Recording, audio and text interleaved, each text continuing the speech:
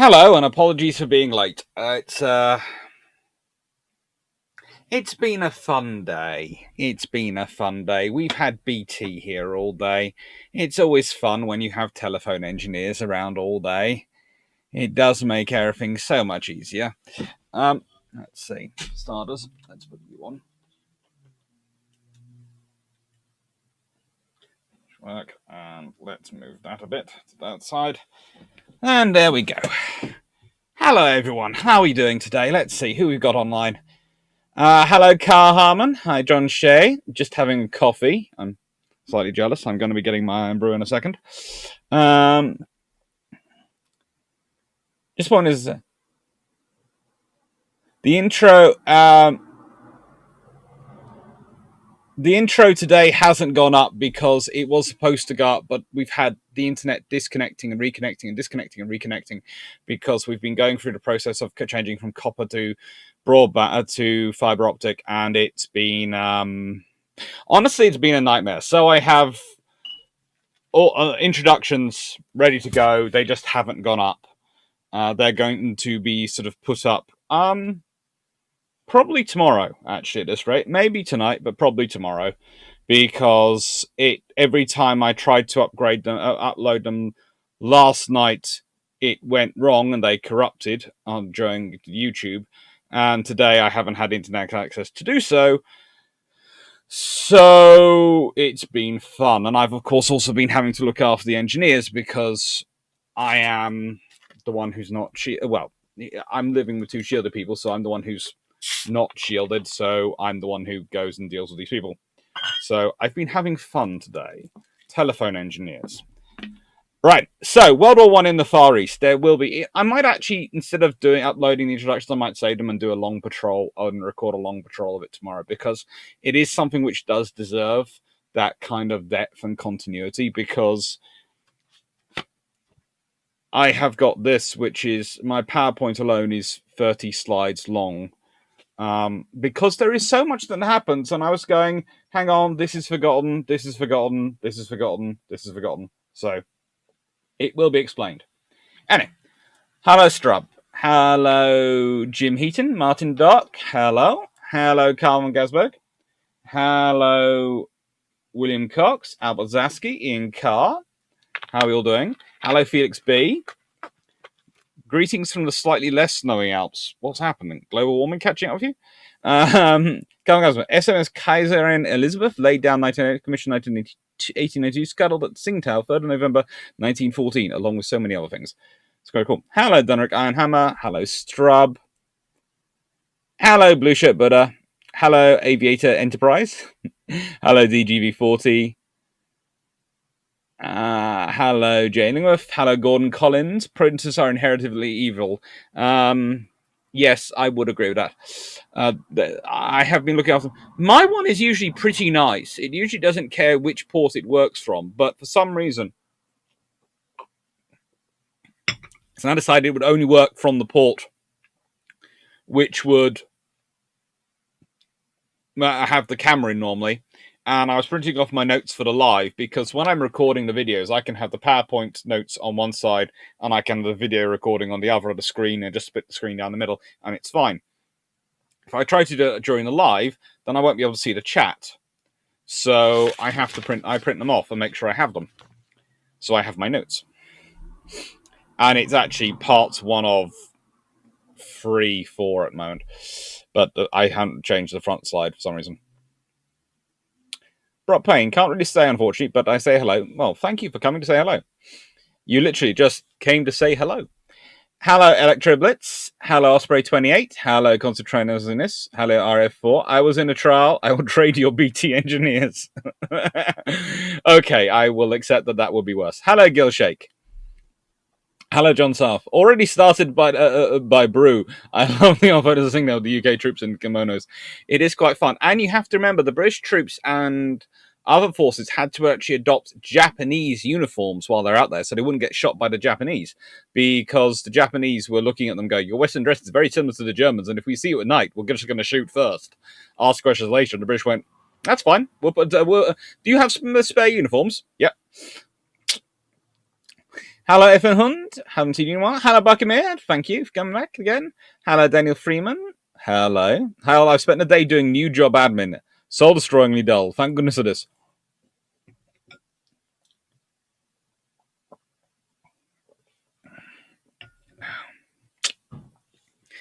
Basaski, so you need an additional monitor or two in your setup.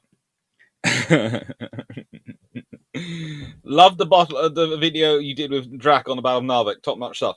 It was a lot of fun doing that because what you did was we did it as he would normally do it. He was sitting there reading it through and recording it. And I would raise my hand and go, and then I would add my bit and we'd have a bit of a chat. And it was a lot of fun to do. And we're going to probably, I hope we do some more like that again in the future. Also, when I do have my office properly set up, it's one of the things is I was going to put my gaming machine in here to run these from.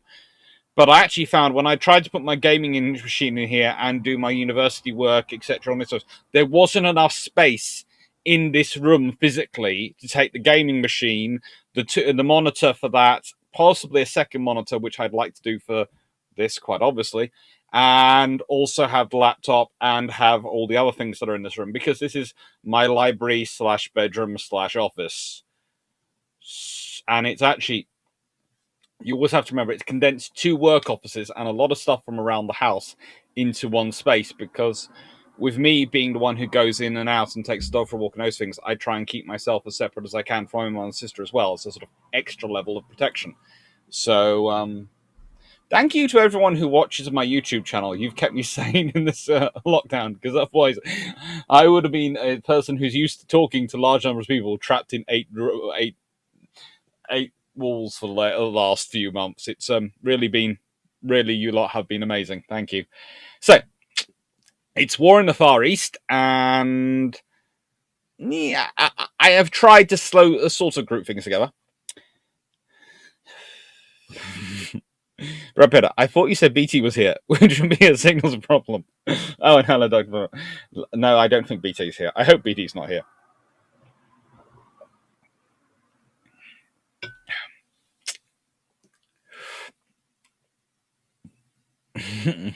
Your pronunciation of Norge in the 4 random books was very good. I'm glad it worked. Nog. I'll spray 20. It sounds like you need monitor, arms, laptop arms, and an ITX tab for your gaming machine. I need a lot of things, but New Office will solve it when New Office gets here in hopefully beginning of November at the earliest, in which case I have it in time for the Taranto 80 celebration stuff, which we're still sort of, build clubs are still working on the idea of. If we don't, the latest will be beginning of December. So, you know. Unfortunately, our attic does not have stairs or any form of access. The only real access to the attic is me dangling through the attic door to try attic hatch to try and find the pull down ladder, which is fun enough when I have to do it to fill up the ladder, fill up the attic. I'm not doing that now. Where's the train set room? The train set room is the garage, but also my bedroom. If you give me a second.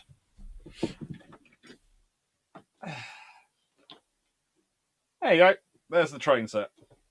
Well, one of them. One of them.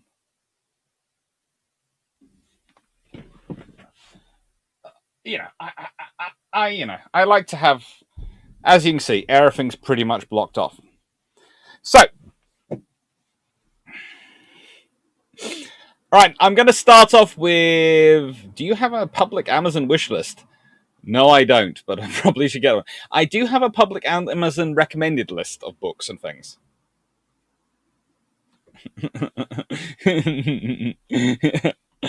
Oh.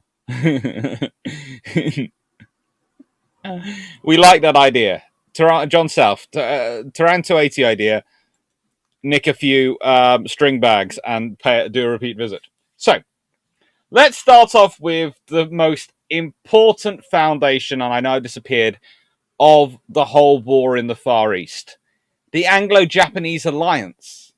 This explains so much of the war in the Far East, because the British relationship with Japan, combined with the Australian Navy, meant that Britain not only didn't have a significant squadron itself in the Far East, it had the two most significant other squadrons in the Far East allied to it.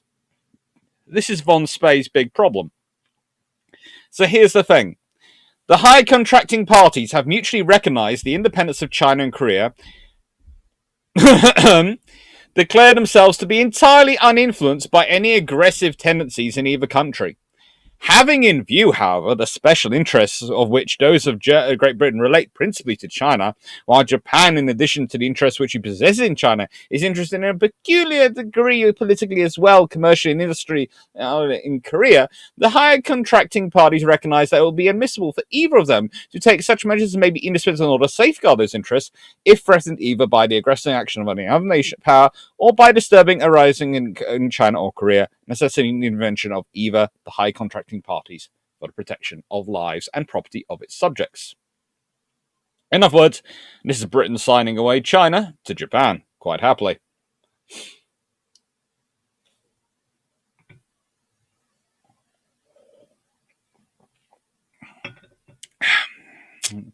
Article 2. If either Great Britain or Japan, in the defence of their respective interests above described, should become involved in war with another power, the other high contracting party will maintain a strict neutrality and use its efforts to prevent other powers from joining in hostilities against its ally.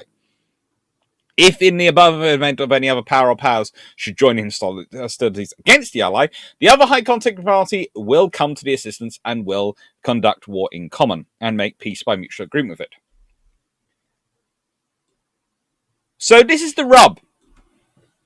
If Britain had been just a war against Germany, or if Britain and France had been a war with Germany, and Britain, France, and Russia had been a war against Germany, then Japan wouldn't have entered the war, and von Spey might have had a chance as long as he could avoid HMAS Australia.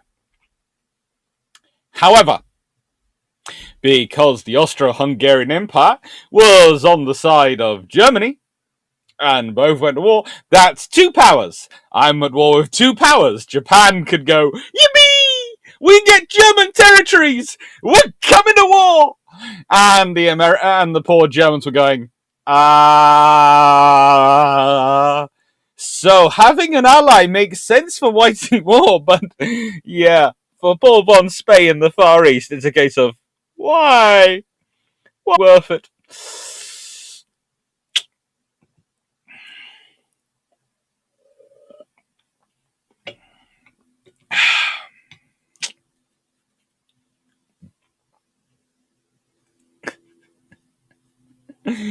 Now, Tom Cruise does not deserve an albacore.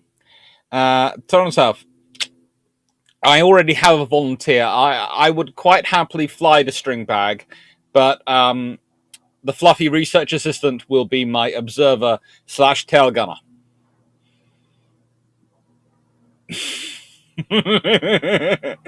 You think I'm joking, but I've actually had him once sniff a gun. Well, either he was with me for a quick trip to see some friends, and yeah, he decided that frankly weapons were for him.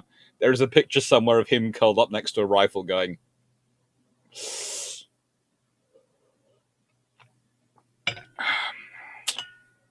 right.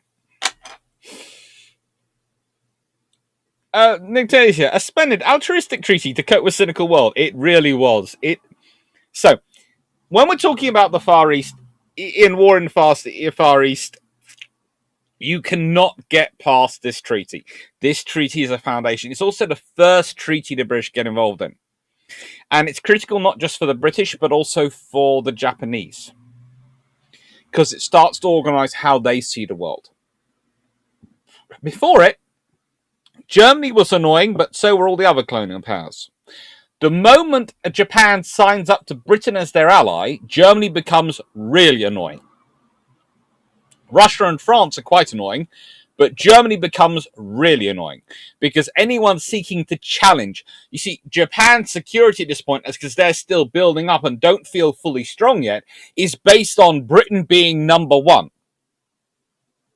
It's kind of like NATO at the moment, although none of us like to say it. The entire foundation of security is based on America being number one. And if you stop America, if America isn't number one anymore, then you have problems for NATO. Because you're either the world's military, the greatest military alliance with the world's most powerful nation in it, or you're not. In which case, you are not. And that's a big drop to take. In this case, Japan hasn't allied with just anyone. Japan hasn't allied with America. It hasn't allied with France. It hasn't allied with Russia. It hasn't allied with any of the other great powers. No, it's allied with the biggest power. It's allied with the global stomping, great big, I am the largest navy in the world. I will crush your hopes and dreams power. Because that is what Britain is in 1902. Britain is not a superpower, because superpowers are things which are defined as having nuclear weapons and all this stuff, but it is the preeminent global power. And it is so preeminent, it is several leagues beyond most of the rest. Yes, Britain doesn't have a large standing army of its own. It has quite a capable army, but not a massive one compared to France and Germany. It doesn't need one. It has the Indian Army. It has all the other armies in its entire colonial makeup. And unlike the Germans, they're usually quite well armed and very well trained. Why? Because the British have a policy of making sure they support local groups who are loyal to them. And the best way to make sure those groups are loyal to them is to have them paid and in secure jobs. And there's nothing more secure and more well paid than being a soldier. It also is quite good for your martial prowess if you're a professional soldier and you come from a culture which highlights that as a capability.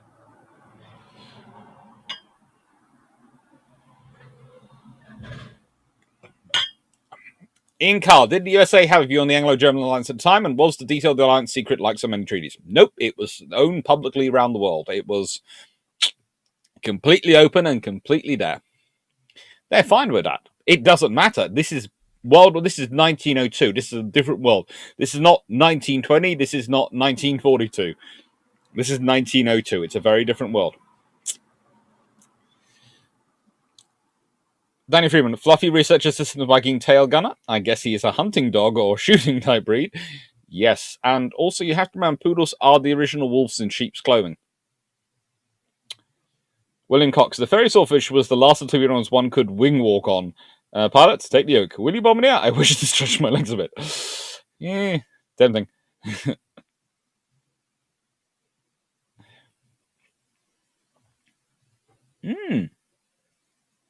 Lol.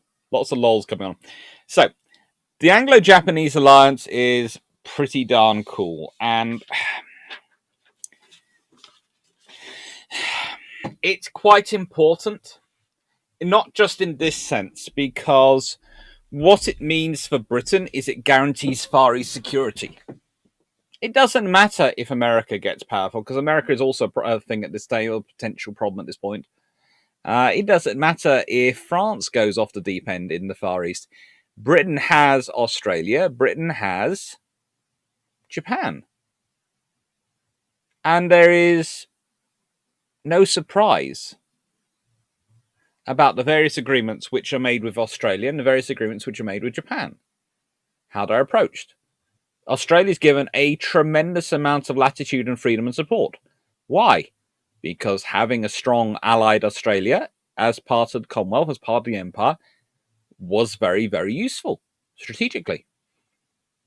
Having a strong allied Japan was also very useful strategically.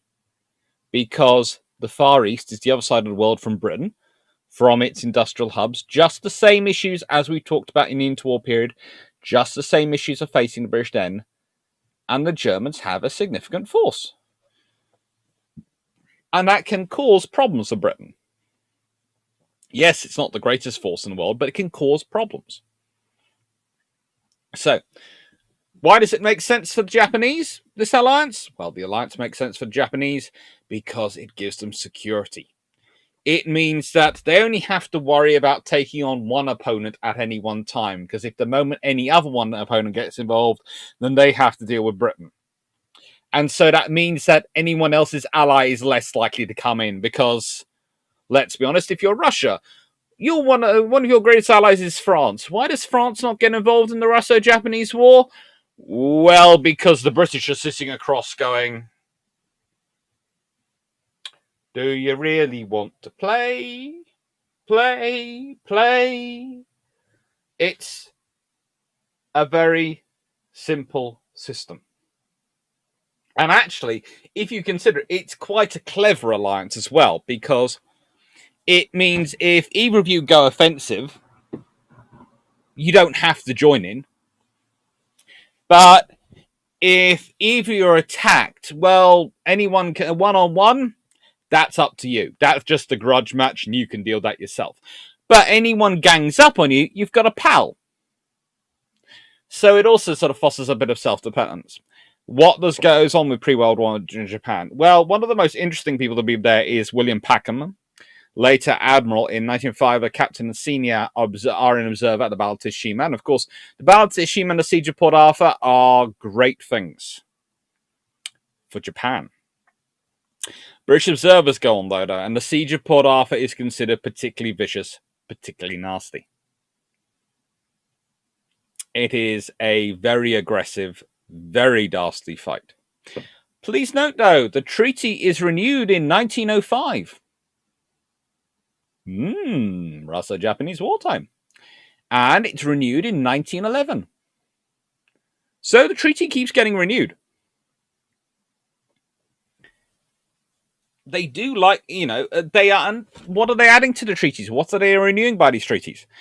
Well, they could make them longer and not need to renew them, but by having them be short-term and renewable, it actually means they each come back to the table and they negotiate other add-ons. There are trade deals put in place as part of them.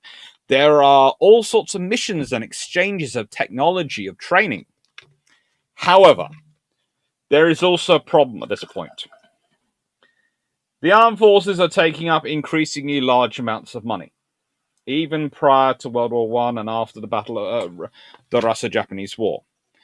And there is some various things in the Japanese constitution, i.e. that the commanding officers of the Navy, of the Army, the senior ministers have to be serving officers and admirals. That causes that gives them a sort of veto if they resign. And this is what happens to Sanjiro Kimochi's government.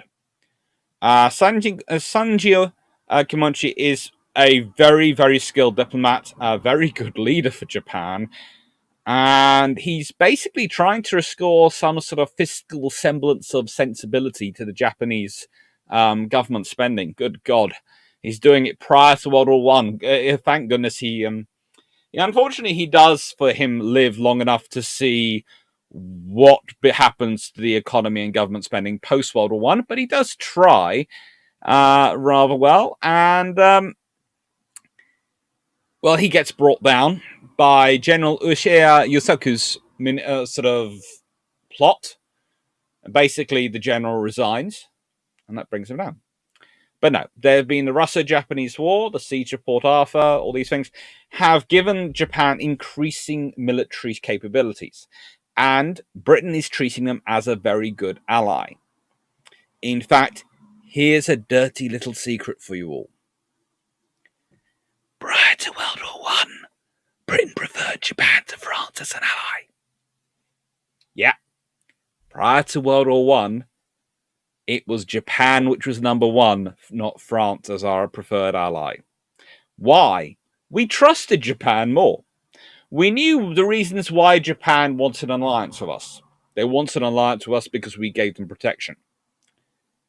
But that worked for us because us giving them protection globally meant they gave us protection locally. So, we were sort of the big umbrella, the global, you're not going to be nasty to our little Japanese buddies, are you? Sort of thing.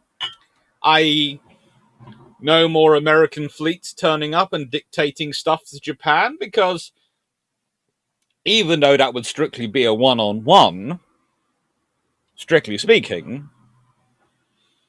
well, the British might see to it that the Americans had trouble getting coal where they needed it to go for a war with Japan and that sort of scenario.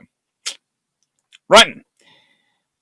It's a good thing for both sides. And for Britain, if Russia decided to attack India and France joined in, suddenly Russia would be also dealing with Japan,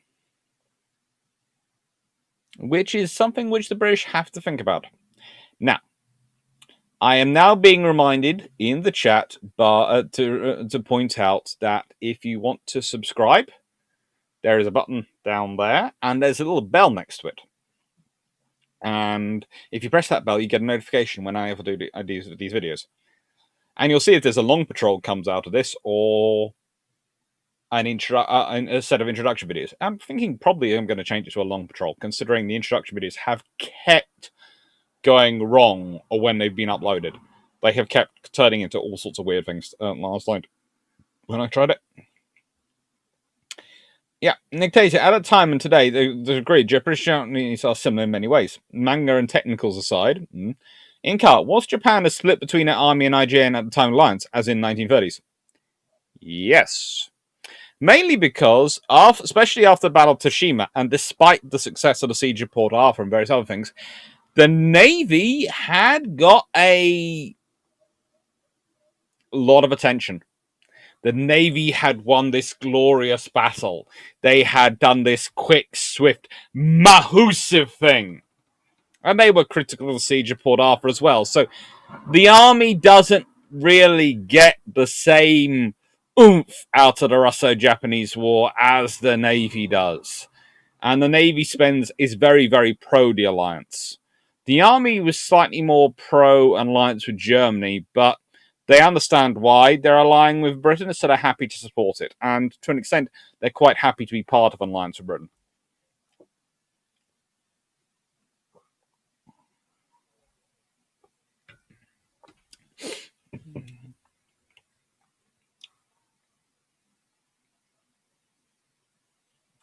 And Jeff Beard just reminded me to say join a Discord group. It is fun.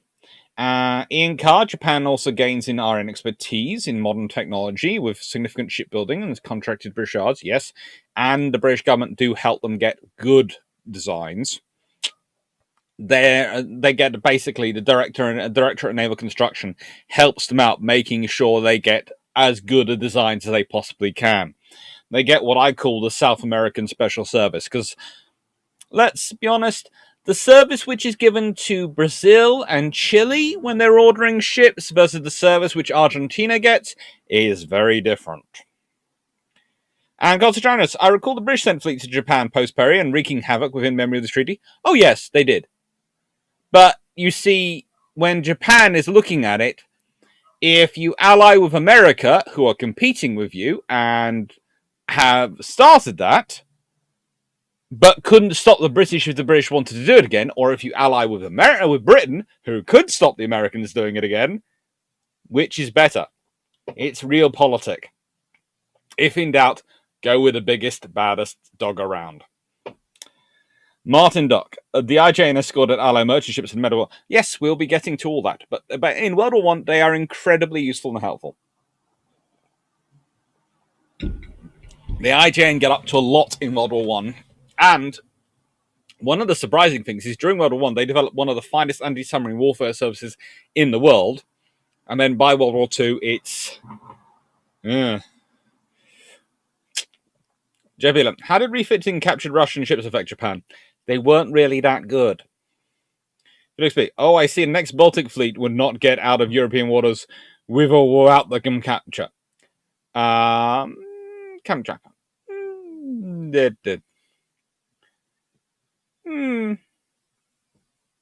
Well, you know, it's like when the Russo-Japanese War was going on. They really didn't find the Suez Canal that attractive a place to go to. Right. What else is out there in before World War I? There's the German East Asia Squadron. Let's talk through this a bit. So, under command of Vice Admiral Maximilian Reichstadt von Spee.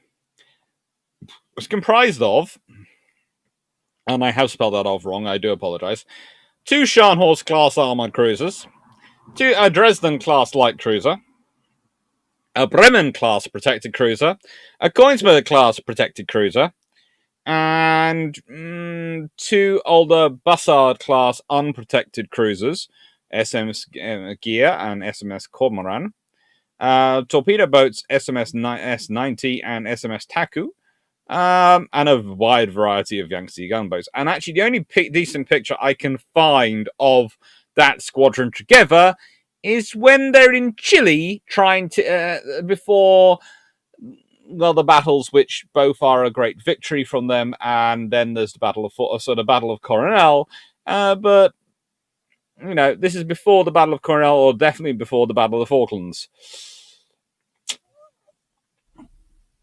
HMAS Australia is his big threat. And it's the Australians who worry him most of all. Australians sort of worry him most of all, HMAS Australia. But he's also quite scared of the Japanese. And frankly, both groups are doing their best to really, really dominate him. The Germans do not have much of a force out there. So why did they have a force out there? This is often a question I get from students. Why do the Germans have a squadron in East Asia? Why? Well, it's all about status.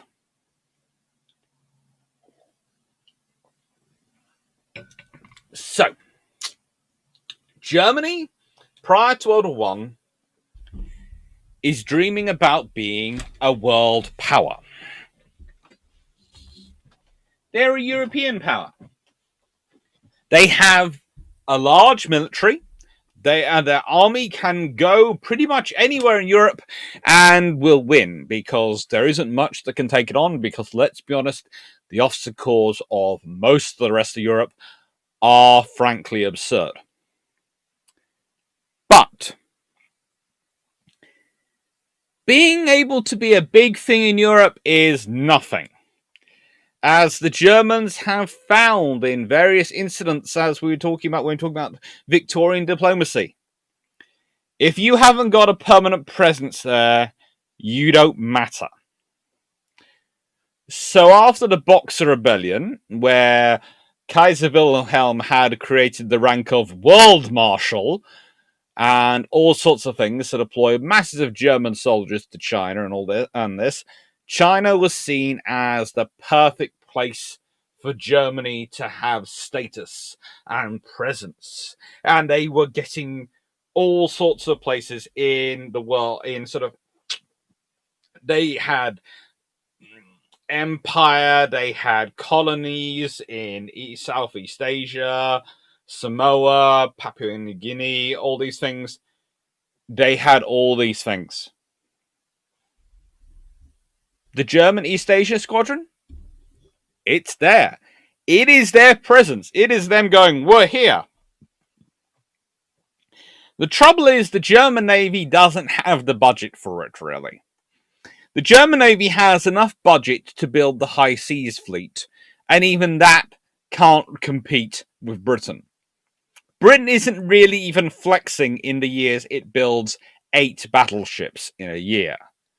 The German High Seas Fleet and the Navy is really wrecking its budget to try and build the far fewer battleships they're accomplishing a year.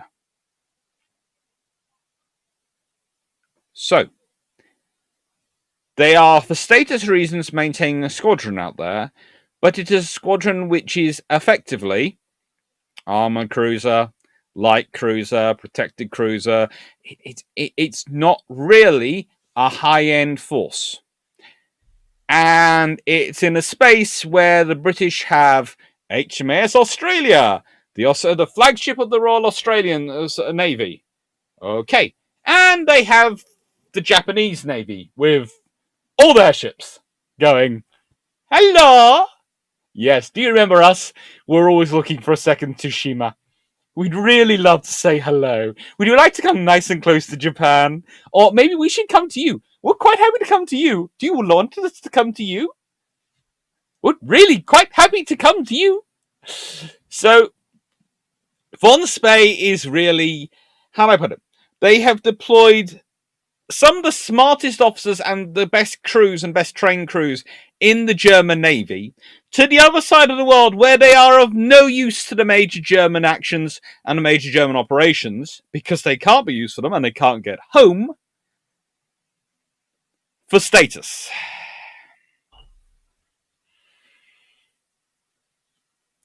New Zealand was also supposed to be deployed to the Pacific, but I don't think she'd actually made it by the time war broke out.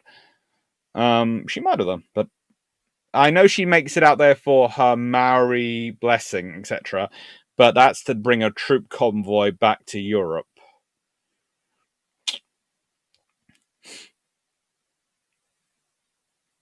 Mm-hmm.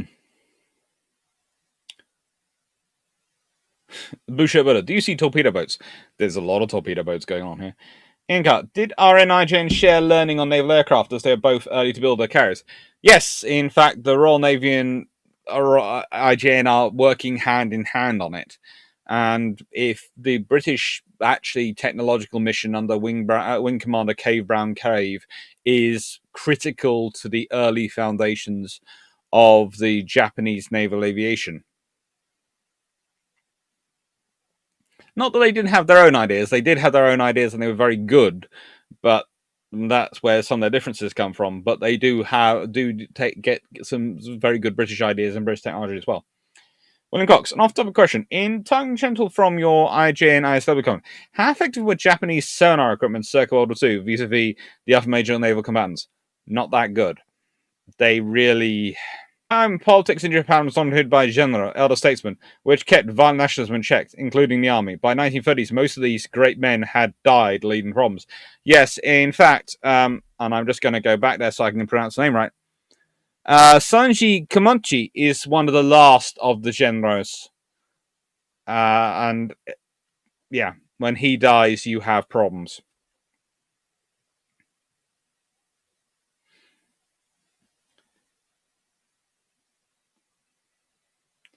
Stafford Thompson, Doug Clark. Afternoon. I thought the Germans were after the Dutch East Indies in Guam. They were, but they hadn't got them at that point yet, and frankly, they didn't have the force out there to do that.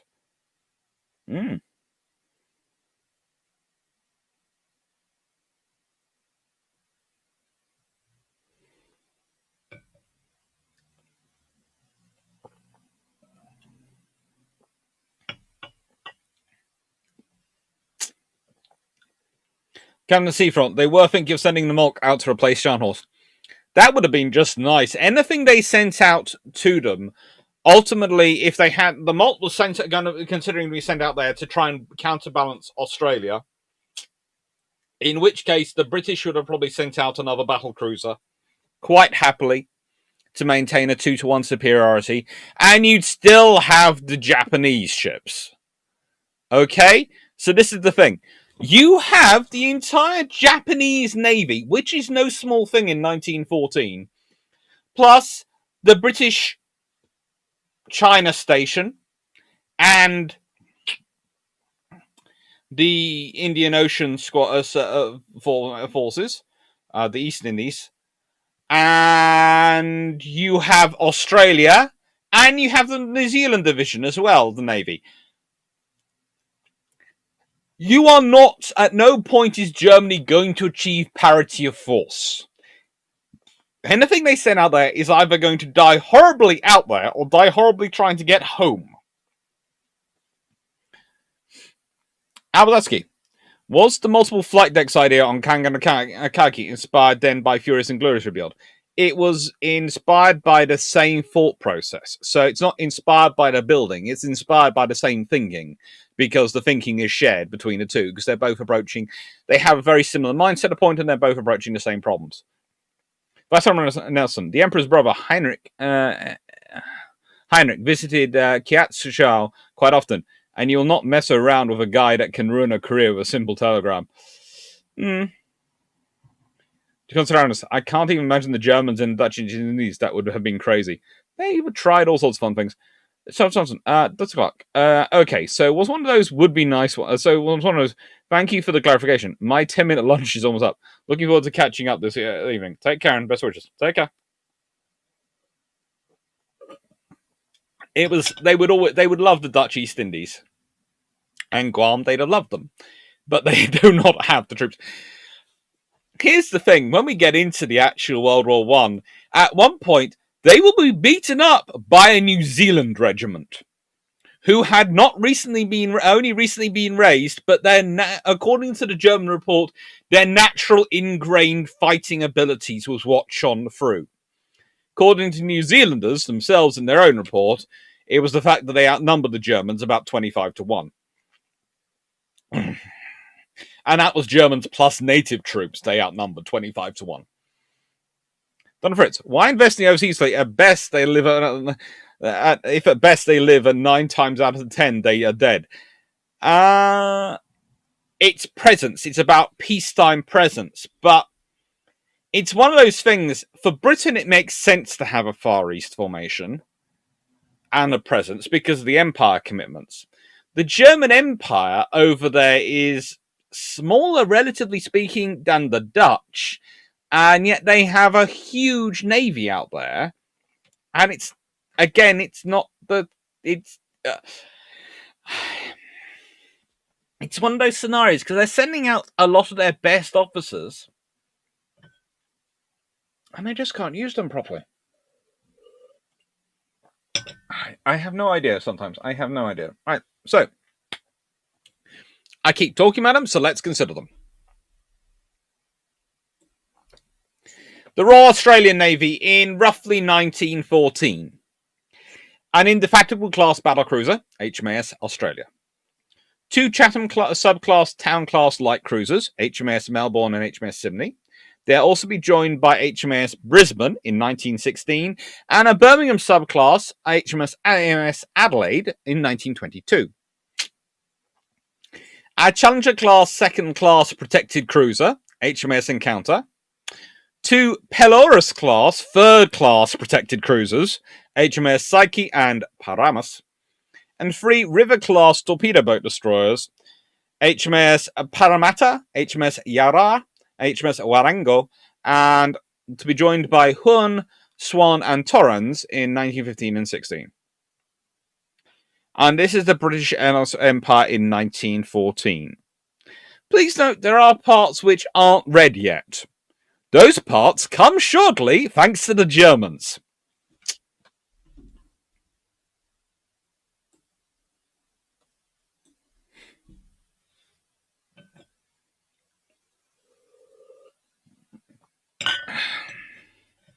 Sam Thompson, the Kiwis prick the cabbage. Wow, how the Prussians have fallen. It's not just that of it. It's basically it's a regiment of Kiwis who have been in service, arguably properly trained up in weeks, and a lot considering the amount of time they've actually been on ships and transported around and had to move around. You're sitting there going, wow, and the Kiwis behave really well. The Kiwis do really good. I do not want to undermine the Kiwis in any way, shape, or form. The New Zealand troops are spectacular. But even they admit they have a slight advantage in numbers, in that there is like 100 Germans. Well, no. 4 or 5 German officers and a whole about 80 constables, plus 100 local militia. And they outnumbered them roughly 25-1.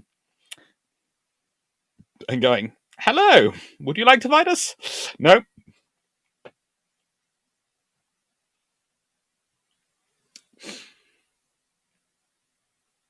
Good evening, the plebical. Or plebiscide. Hello, Federico Vego. Calm Gaspard. Why Austria and Hungary had a presence in Tsingtao? A trade station and an oil cruiser? Pretty much. Because Germany was there and they were backing up their mates. And it gave them a claim to having a presence in the region.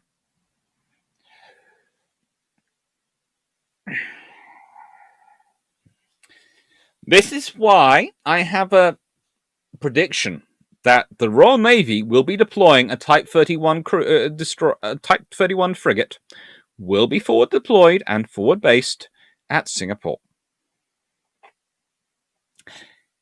I am absolutely sure of it. There'll be another one forward based at Gibraltar, probably.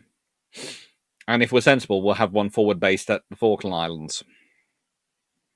We do need a few more if we're going to do this, though. But, you've got currently the army talking about being forward-based around Southeast Asia as well. And you're sitting there going, why? You can't move anywhere when you get there. You're there, but you can't move. We'll leave that all to one side.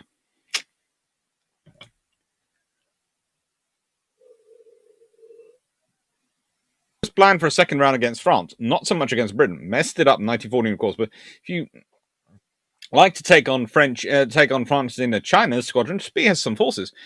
I would agree with that, but the thing is, Germany doesn't seem to realize that it walks into that moment it starts building a navy. If they hadn't been building up a fleet as big as they'd done, instead if they'd been building a fleet to take on the French, so it had to be bigger than the French, but not big enough that it was going to cause worry the British, then the British might well have had an alliance with Germany as well as Japan, because that would have given Britain a ally in Europe who depended on them for naval power and overarching reach for their global possessions, but had enough military power to knock out any of the other land powers in Europe, which had been Britain's traditional reason for having and being allied with Prussia. Germany, Bismarck understands this to an extent, and definitely does understand this, but Tirpitz doesn't, and Kaiser Wilhelm definitely doesn't. Maybe Tirpitz just chooses not to. Is that the moment you start challenging British supremacy at sea, even if you're only competing for second place, you're competing for second place, and you're building a big enough navy that's a problem for us. We are not going to be your ally. And, yeah. But John, listening to this more and more for Germany, World War I seems ever more a dumb idea. Too bad the Kaiser wasn't more of a deep-thinking and far-thinking statesman. Any thoughts would have been helpful. Any at all. Just some basic thinking would have been so useful on his part.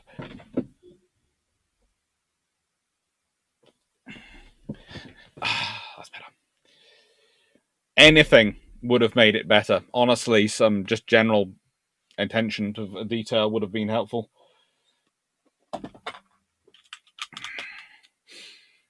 Right. Flip side, some of it goes back to Boxer Rebellion. Yes, it does. That's when Germany really gets their claws into China, but, Don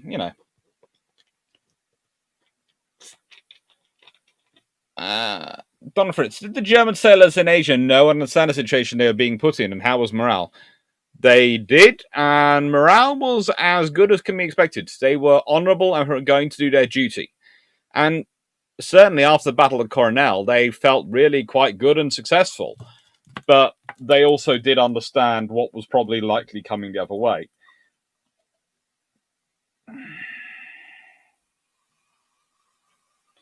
This is also in part why SMS Emden goes off and does the things she does, because it's your other option. Your options are either operate as a large force together and probably get pounced on as one, or split up, go many, many different ways, and hopefully tie down so many resources that some of you get through.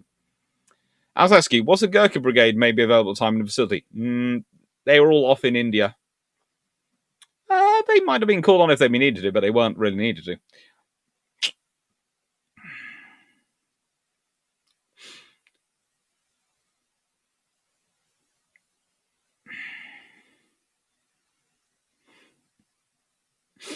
Mandok, the Kaiser was just full of jealousy of the RN and the Empire. So if that had a calming influence, we were always going to go to war with each other. Yes, this is. There are so many people who believe there is a calming influence in history at some point. And I look at them and go, why? Who's going to calm us down?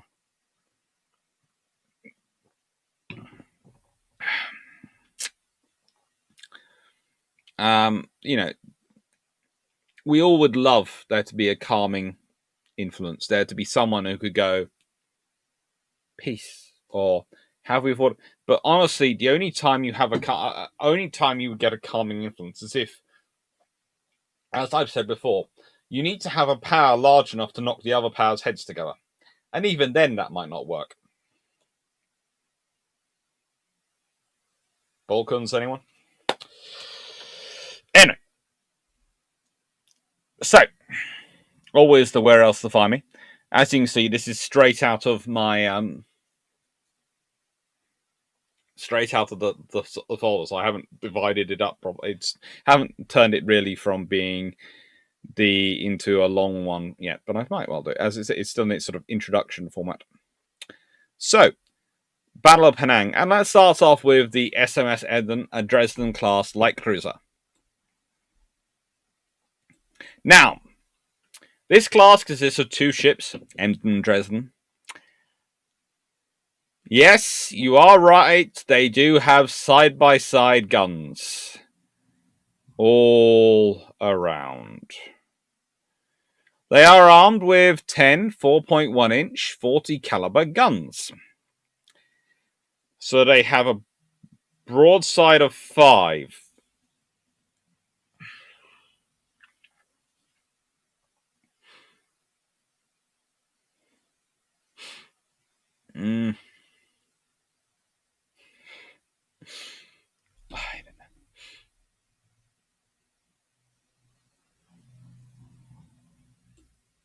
Normal displacement, roughly 3,000 tons, 3,600 tons. Complement 321. They're okay ships. They're good ships, but again, this is what was wandering around. And it has torpedoes. It has all the weapons it really needs to do some damage. But it's also not a major threat. Let's consider for a second it's a light cruiser. Let's consider the Royal Australian Navy for starters. So I wouldn't like to go up against it in a third-class protected cruiser. I'm not really keen on going against it in HMS encounter either. Torpedo boat destroyers, well, if they get their torpedoes into me, then I'm in trouble, but they're quite small, so I should be able to take them on. However, I'm looking up the top there, and there is 1, 2, 3 units, which if I come face to face with, I am going to be crying. And they're just the Australian units out here. They're not the British units out here. They are not the Japanese units. That is just 3 units alone already out here that if I'm caught by any one of them, I'm in trouble.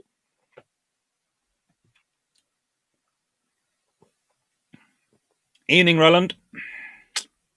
My theory, Wilhelm II still felt that Britain was run by the royal family and not by its politicians. Wishful thinking, since he knew his relatives in Britain far better than the guys in Whitehall. Yes, but did he think that the royal family were going to be any less agreeable, any more agreeable to his replacing Britain as number 1 in the world? Or challenging the Royal Navy? No, he's just an idiot. I'm sorry, he just doesn't think. He just acts on a feeling the whole time, and his feeling is, I'm inadequate because my arm is small. But Germany's ambitions for overseeing empire and trade would have been better served by playing nice with Britain, like Japan, even in the States, which is a small navy till 1-1. Yeah. It would have been playing nice with people does help while you're building yourself up. They won't.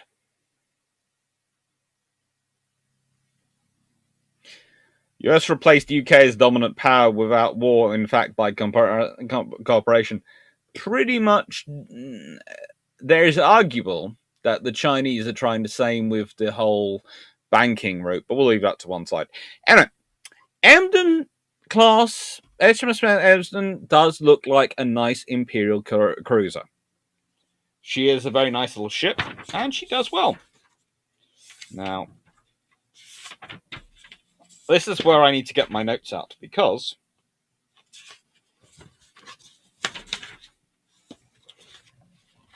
my notes for the next slide. Battle of Penang. Now, World War is occasionally categorized as a family squabble between Queen Victoria's descendants. If only it were that simple. If only it were that simple. Queen Victoria had plans for how to bring the world peacefully into the new century, and She trained up her children and managed to get them good spouses for that. The trouble is, Kaiser Wilhelm takes after his grandfather, not his father, and certainly not his mother. His mother was very, very smart and one of the most able politicians ever ever anywhere, but the scenario in Germany doesn't help her.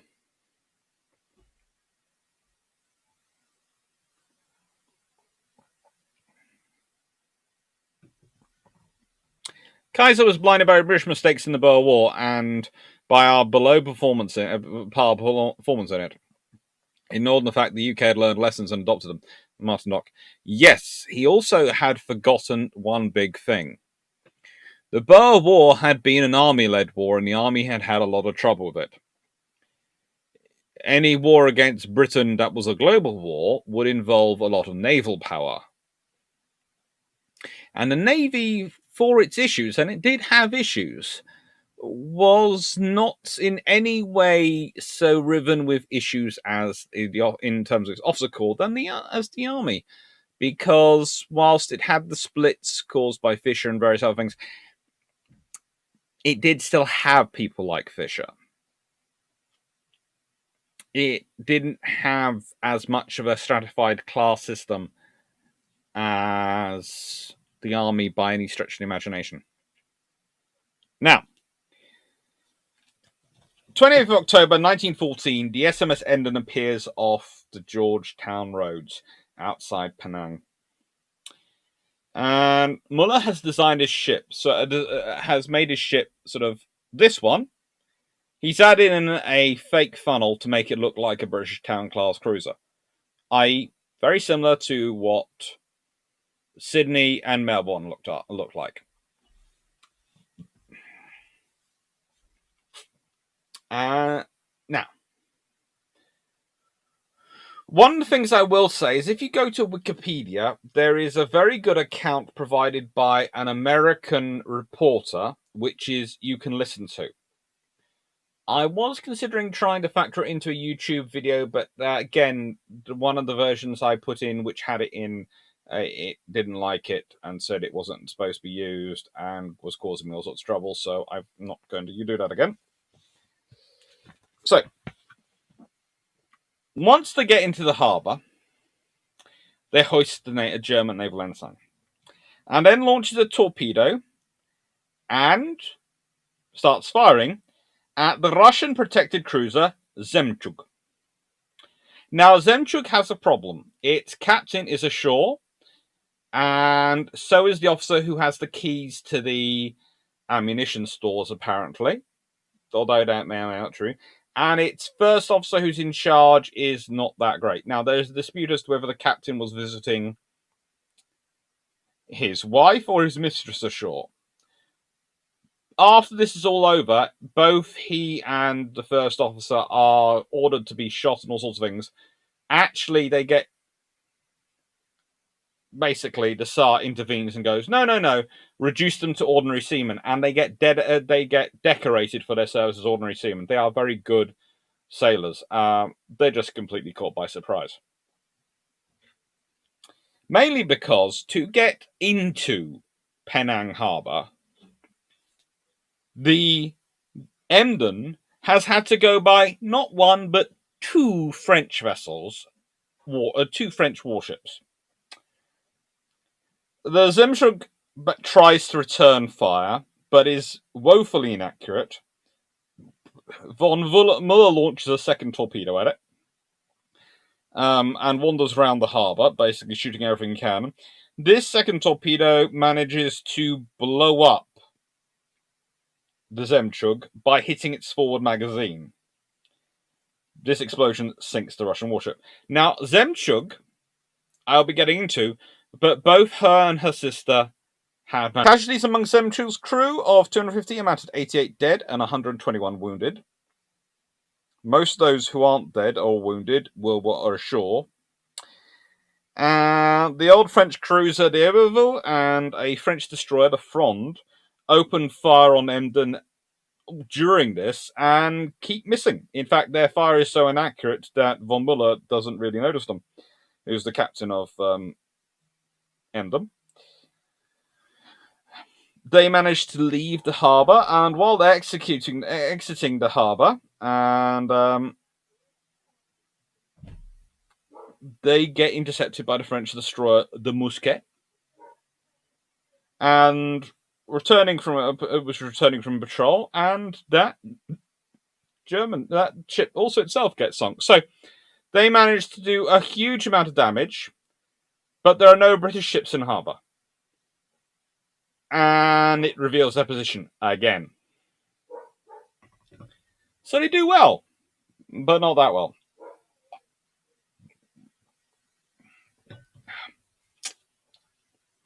Ian Carr, does the RN have a World War I base in Singapore? Yes. Engaging strategy. Hello!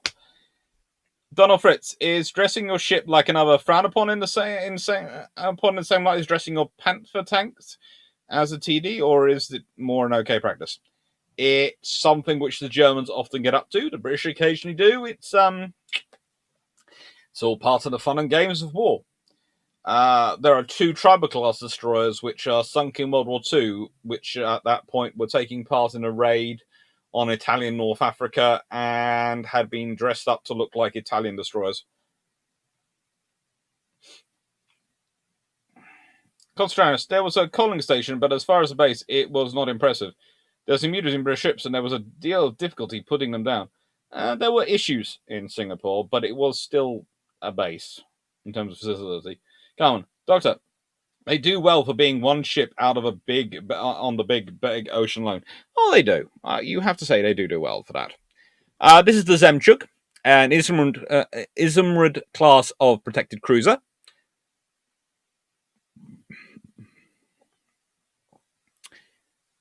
Please note, one picture is when it's almost brand new, and the other picture is when it's actually closer to date. Izumrud was, of course, famously sunk at the Battle of Tsushima. So, yeah. 2 ship class. Both get sunk in action.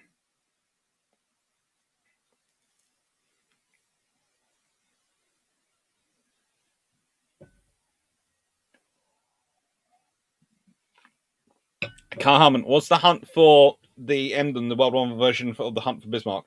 Not really. The hunt for the Bismarck was a vengeance blood quest. The hunt for the Emden was, you were annoying me. So it was more equivalent to the hunt for the Grass Bay.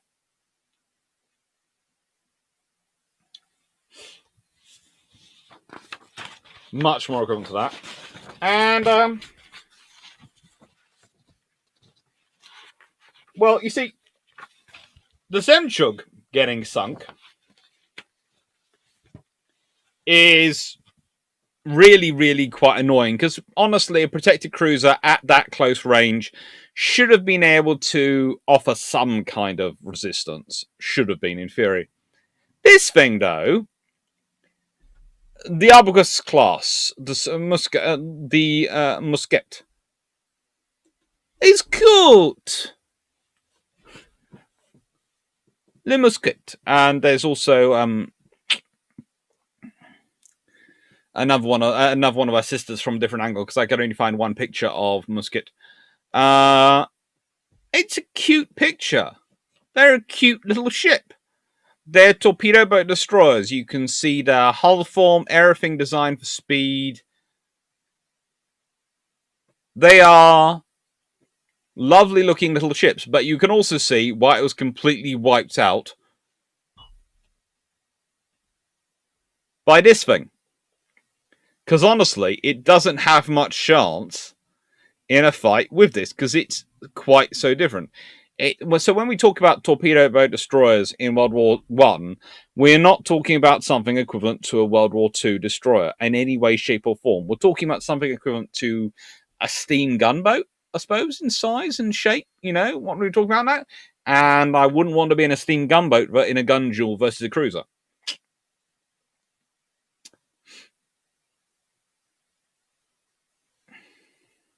Ian Carr.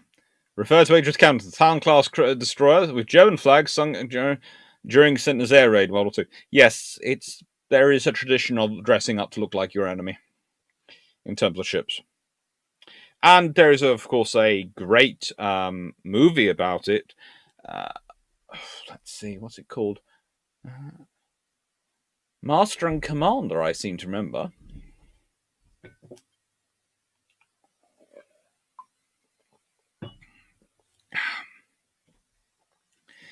And now let's do this one. This is one of my more fun ones. The occupation of Samoa, German Samoa.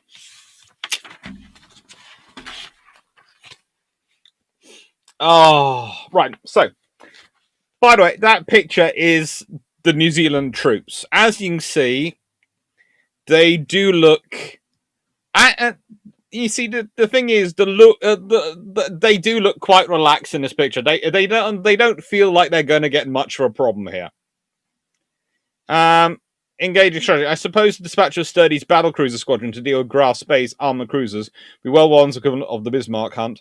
I would say again, it's more like Graf Spey myself. Sturdy's battlecruiser squadron, it's kind of like Force K coming south.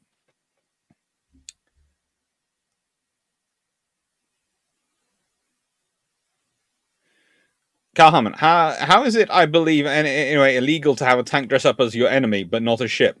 Because it's not illegal. So, look at what turns up, and then we'll wonder why. So, the Germans have around 100 local militia, 80 constables, and a cadre of German officers, along with a gunboat. The British turn up with HMS Australia, HMS Melbourne, HMS Pyramus, HMS Psyche, and Montcalm.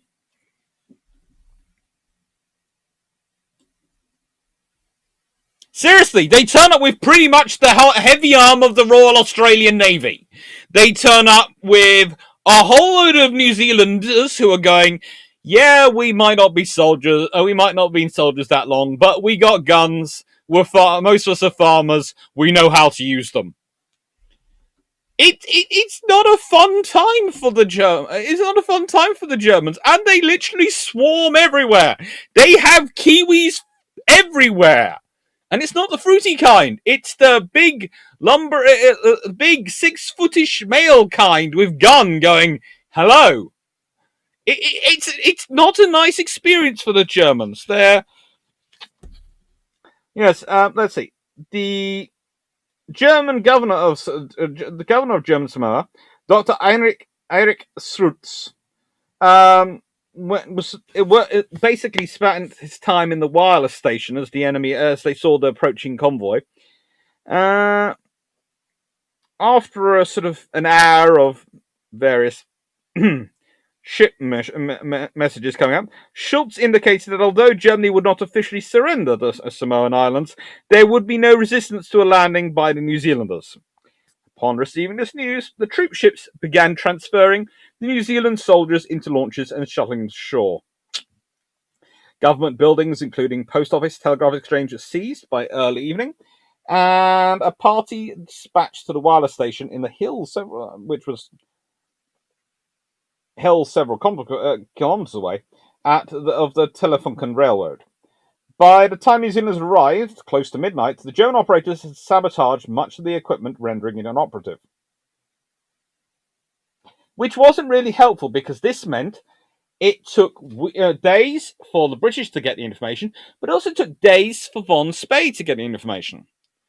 Which meant by the time he turns up, there are no British ships there for him to fight. Although that's probably good for him, because, let's be honest, this would have been a very early end of von Spey's squadron if he turned up. Because if the Scharnhorst and Eisenhower had turned up and found Australia, Melbourne, and Montcalm, I'm not going to include the third-class protected cruisers. I just can't, okay? But Melbourne is a very good light cruiser. Montcalm is a very good light cruiser, and there's Australia, which will go, hello, I am a very friendly Australian. I give you warm welcome, fierily warm. That is basically the fact that von Spey actually comes south surprises me. Because if I'd been von Spey, I'd have gone, battle cruiser down there, battle cruiser. The battlecruiser, which I can estimate has more firepower alone than my entire fleet, is down there. I am going south. He is brave. Von Spee is brave. We'll leave it to one that side. He is very, very brave. Greg Salsky. It's down to markings. If you're using your own markings on a tanker flag or on a ship, it's fine. If you open fire while flying the enemy's flag, it's generally considered not cricket. Yes. You have to run up your own flag first. Abazaski. Hello. We come from the land down under. Possibly.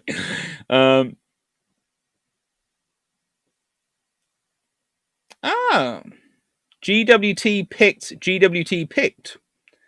Carl Harmon, a warship has to raise its own colours before opening fire for it to be legal. Armoured vehicles don't fly colours. All true. Scene 1. Read the battle report by Ron. Emden close-up after action report is fairly gory as the dead and the sailors are still on deck and in compartments. Doctor and medipersonal had an enormous job.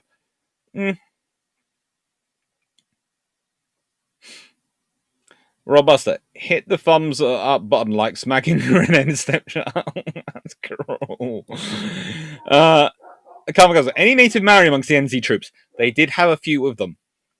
In car, battlecruiser and New Zealand steam locomotive. Yeah. The interesting thing is the Germans turn up on the 14th of September, so they've taken 29th of August. Basically, it's taken.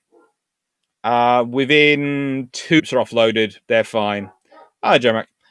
And they've got it nice and secured. At which point, the Germans show up. And here's the thing, Von Spee doesn't just show up.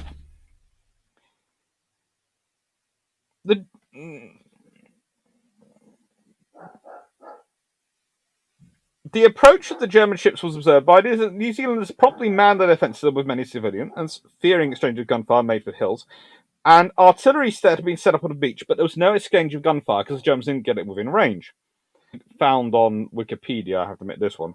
Ian McKinnon wrote that this was likely due to Von Spee's fear of damage of German property should he open fire. I think it's more likely due to his fear of wasting shells, because he's loaded with armour-piercing shells against dug-in beach positions. Armour-piercing probably isn't going to be the best thing against those artillery. And he needs those shells in case something bigger, nastier turns up and altogether probably painted buff and white. Or black and buff. Or grey. Instead, Von Spee steams off and lands a small party down the coast and learns from a German resident the apparent strength of the occupation. Basically, he has this idea that there's only a company in New Zealand ashore, so he's got enough sailors, he could overawe them. He lands and he gets told, yeah, there's about 1,000 of them.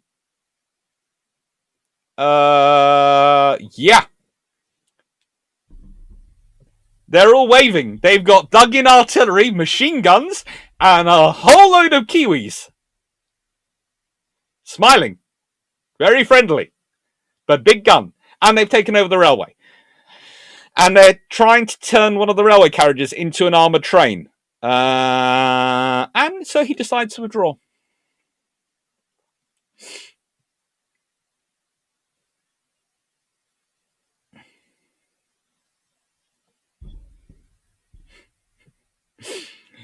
Good. GWT picked and GW picked squared, I'm going to call you. There was a Maori battalion involved in the defence of Crete in World War II. Yes. We've been over that one, and it was interesting. And they were good, but I think they were out of position. I think they should have been in position. Dirt Squad, no, there hasn't been. We've managed to hold off on that till you've arrived. I'm not repeating it because it just starts it off again. However, there is...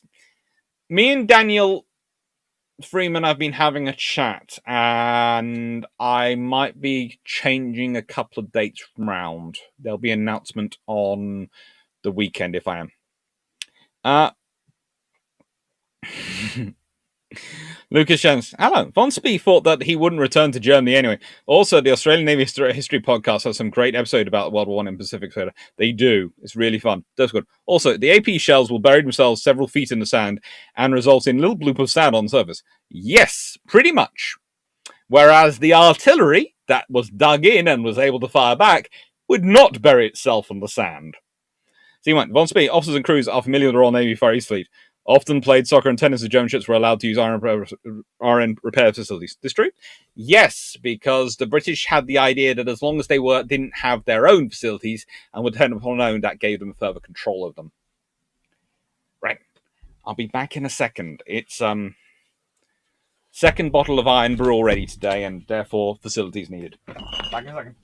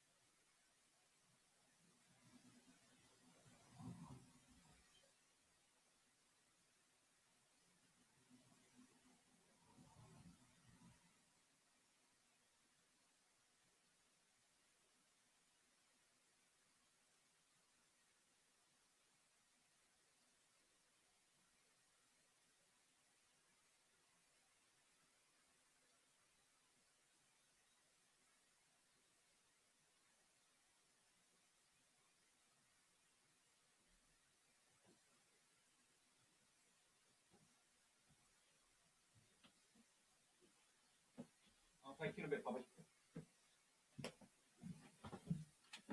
Ooh.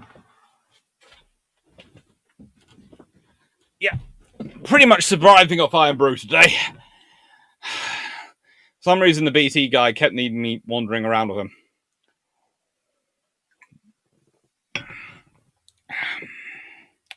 So, German Samoa was fun, but while I'm here, just to remind you, the other place I am is Twitter, Patreon, and Global Maritime History.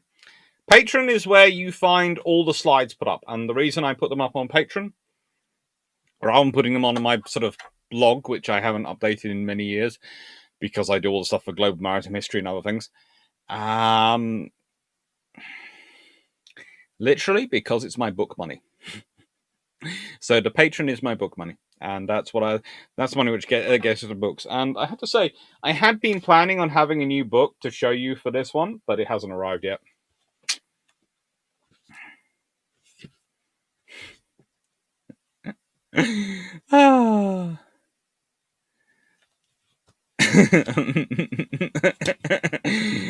Oh, yes.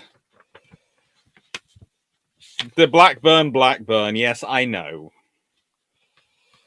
I'm going to have to turn it into a t-shirt at some point, but we'll leave that to one side. I do realise that's coming my way.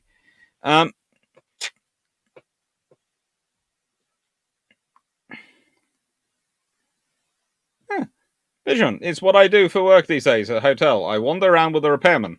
Have learned a few things about throwing switches for lifts elevators. Cool. Always good at them. Right.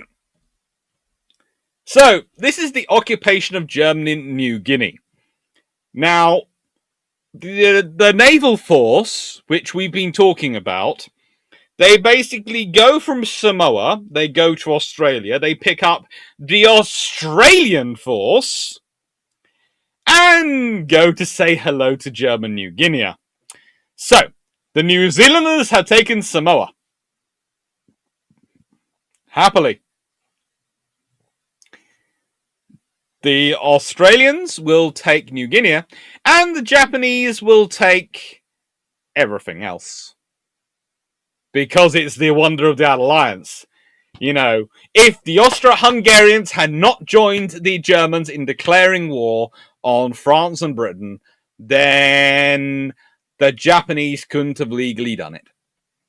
But because they did, the Japanese, invoking that lovely Anglo-Japanese treaty, went for it and had glorious, glorious fun.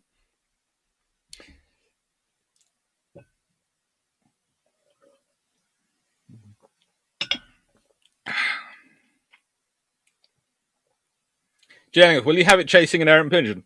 I might have it falling out of the sky. We'll leave that to one side. So,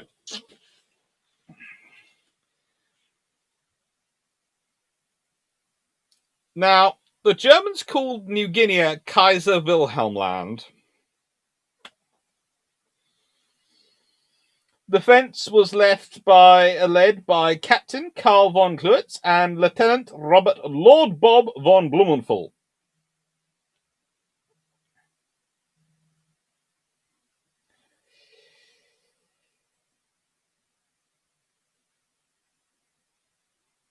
What's really interesting is that, again, it's the wireless stations which the Germans will put up a fight for to try and maintain communications with home. But it's the low power wireless station at Bitka Paka near Abul. The island now called New Britain, but at that point called New Pommern, named for the pre-dreadnought, which I think gets sunk in Battle of Jutland, from memory. The Australians suffer 6 dead and 4 wounded, which are the first Australian candidates of the First World War. The German forces fare much worse, apparently. Although only 2 German officers, one is killed and one is wounded, but 30 native police are killed and 10 native police are wounded. So, sounds to me like more likely the natives do worse in that scenario.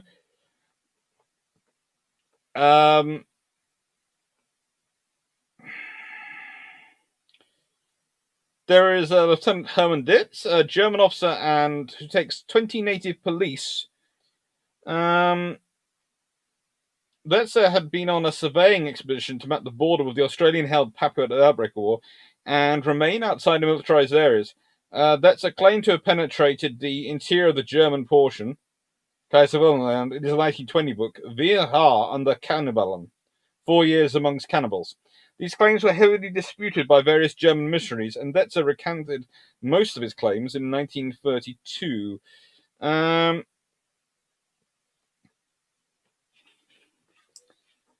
It's really not fun for the Germans at this point. You have the New Zealanders turn up and take Samoa from them, and then the Australians, the kangaroos, come and take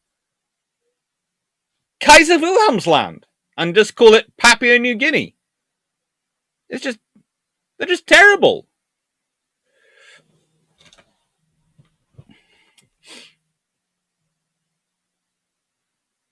Dope Squad, I vote we replace the anchor in the logo to a Blackburn made of iron brew cans. No. I like the anchor. And I'm not that keen on the Blackburn, but I will do a video about it and the Blackburn aircraft series. I have the book. I need to dig it out, but I do have the book.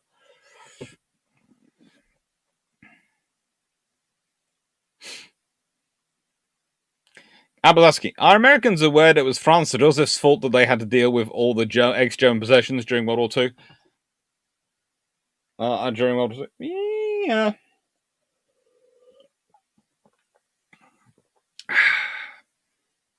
Everything went Japanese. The Japanese were very, very happy to take all these lovely pieces of German Empire.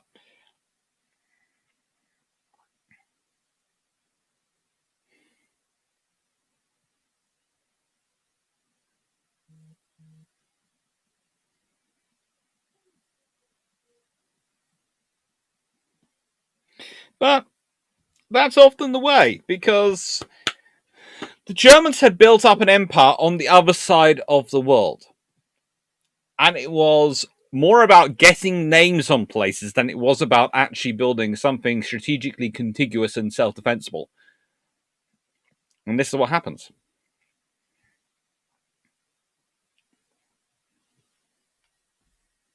Right. So this is the cruise of the SMS Emden.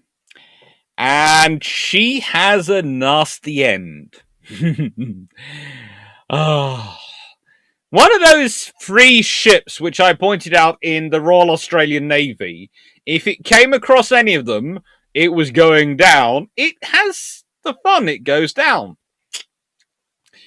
On the morning of 9th November, so let's see, after its high point at the Battle of Penang, which is on the 28th of October, so 11 days previously.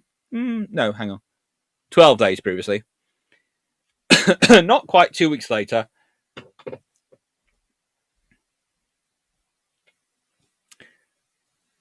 she has the meeting.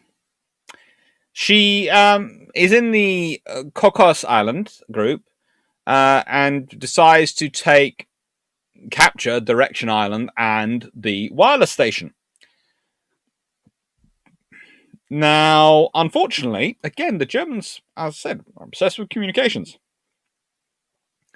Before capture, the station was able to transmit an SOS, which was received by a troop convoy, which is, again, going around. Why is there troop convoys going around? Because the Australians are moving troops to the Middle East, to Europe, and they've got troop convoys going sort of everywhere. And there are some operations which, of course, are taking place against German-held territories. And Sydney's ordered to go off and investigate. Why? Because the convoy has enough security. Yes, the convoy has security. It has HMS New Zealand with it, from memory. So, it was a choice.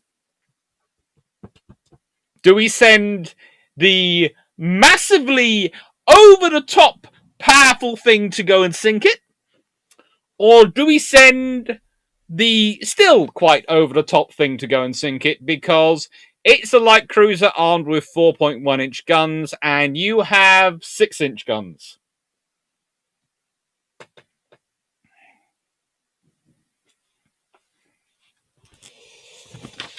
It's not fun.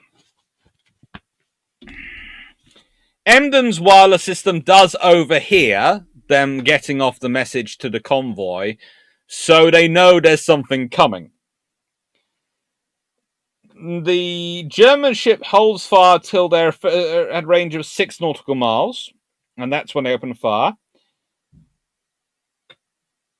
However, the German ship has got 4.1-inch guns, and they're not really achieving much, but the first 2 salvos from Sydney destroy Emden's 3 funnels, her foremast, wireless and steering gear, and set the engine room on fire. So the Emden beaches herself on North Keeling Island. Sydney decides to go and take out her supporting collier, the Bursk. But that ship, it turns out, had already started scuttling itself. So she returns to the Emden, which is still flying her battle ensign.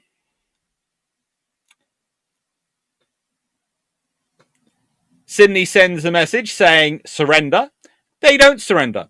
Sydney fires 2 more salvos. They decide to surrender. During the course of the battle, her 8 6-inch Mark 11 guns, all single mounts, remember, and from memory, she has 5 able to bear, or is it 6? 5 or 6 able to bear at any one time, and they fire 670 rounds. And they claim 100 hits.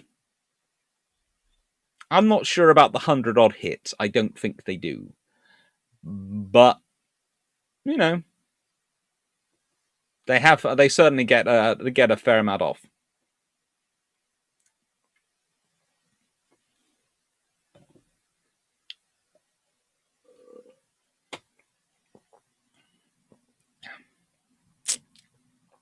In Carl, most of the fleet air on British-built aircraft can be colored by referring to Blackburn and Ferry, or Supermarine. Walrus, anyone? And quite a lot of other aircraft as well.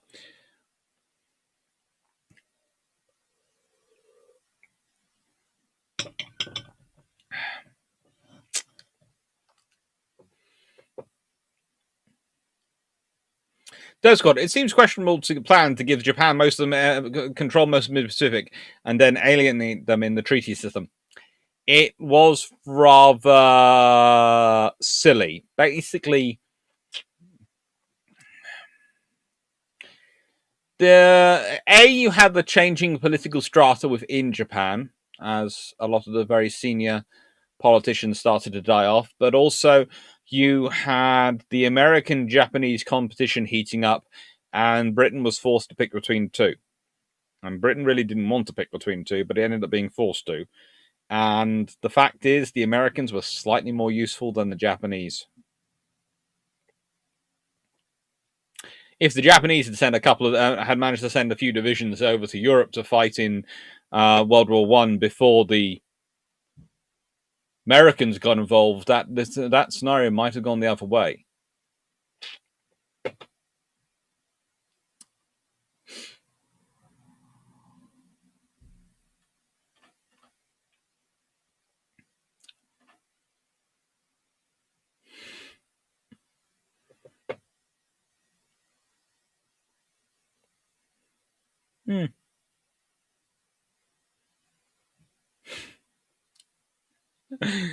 Oh. First speed landing craft that crew of the Emden had an eventful time getting home. That they did. The Calvin Gasman, 30 hits and 17 near enough to rain splinters is bad enough. That's definitely true. Scott, did Short build aircraft for Fleet Aram 2, or were they more limited to RAF Coastman? They did they did build some, but not many. Jennifer, not to mention some seriously fast racing float planes. Yeah, they did. The Supermarine were cool. Okay. Consider us, thanks. Donna Fritz.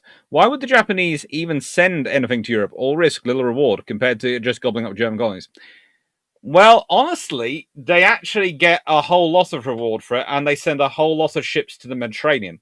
And they keep offering things earlier on in the war. The ones who are least keen on them coming over are actually the French rather than the British, because the French are worried about their colonies. The British aren't really worried about theirs, because the French don't have, again, the naval strength to really be secure. It's an interesting scenario because the Japanese would have quite happily sent troops over there because, especially for the army, getting involved in the war and being able to fight along the Europeans as equals, fighting against the Germans and maybe even having a sector and sending out troops, would have been a very big, high-status thing. Remember, they do the siege of Tsingtao. They do all these operations, and I'm going to get into them. They do very, very well in them. But they're not facing the really A-class German troops, and they want that glory. They want to fight this war because they want the glory of winning the war, of the status it would bring, of the power and the presence and the position on the table. Remember, Japan does enough that by 1920, they are considered the third of the world's naval powers. There is Britain and America, which are theoretically on the table as being joint first. And then there's Japan, the one rank down. And then there's everyone else below. So they do a lot in World War One. The thing is, if they send troops to Europe, if they do all that, then frankly, even they would have understood. And if they had done that, they would probably have been on the top rank because of their contribution in World War One. Because that's the thing. If you want to be a global power, you have to be a global power everywhere. For Britain, being a global power everywhere meant being a global power in the Far East, Indian Ocean, everywhere. For the Americans, being a global power means being a global power everywhere. For the Japanese, being a global power means being a global power everywhere. So when you're thinking Japan's interests are only in the Far East, well, that's strictly speaking true. But if you're a global power and you want to project yourself as a global number one power, and there's a big war happening in Europe and your allies involved in it, you have to get involved because otherwise you're not a global power. You either are one in reality or you aren't one.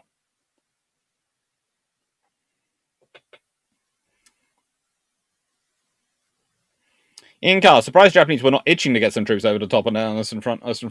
They were.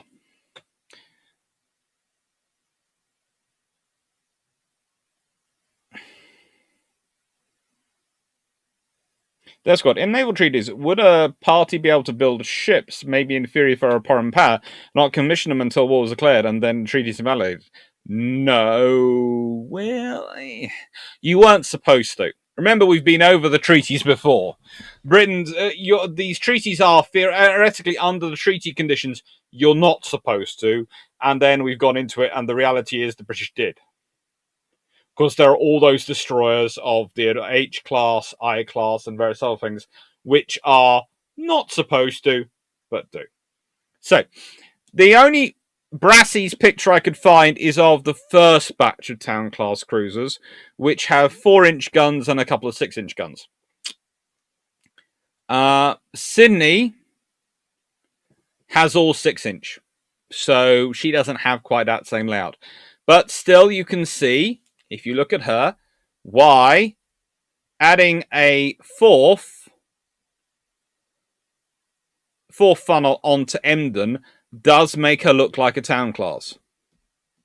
Especially the early ones, which is what Yarmouth was.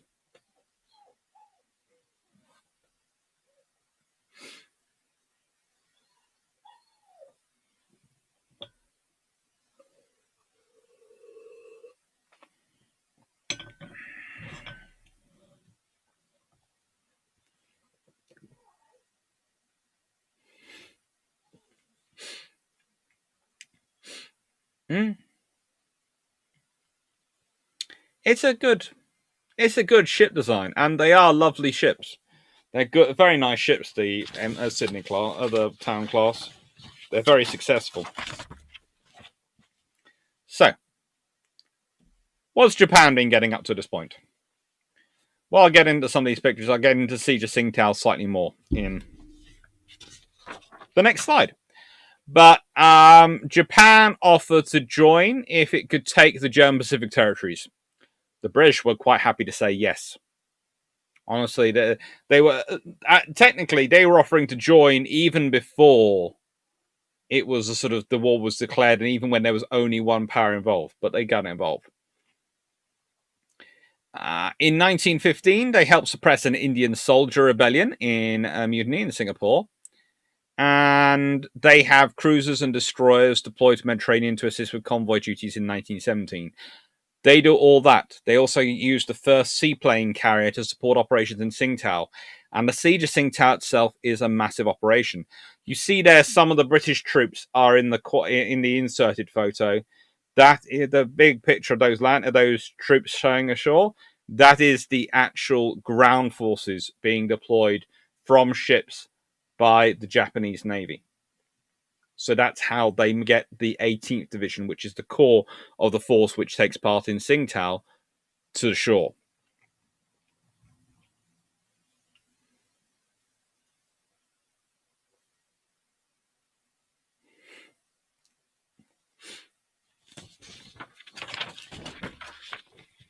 So, the Siege of Tsingtao and Minot's massive.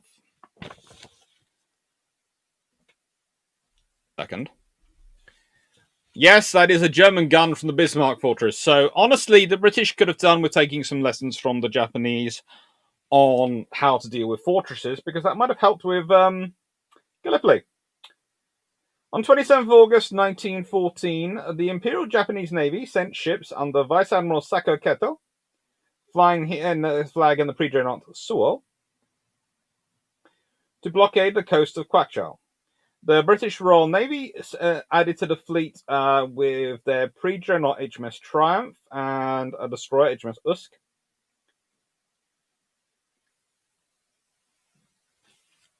The blockading fleet consisted mainly of nearly obsolete warships, though at times it does include modern vessels, but pretty much it doesn't need to be the first-rate vessels.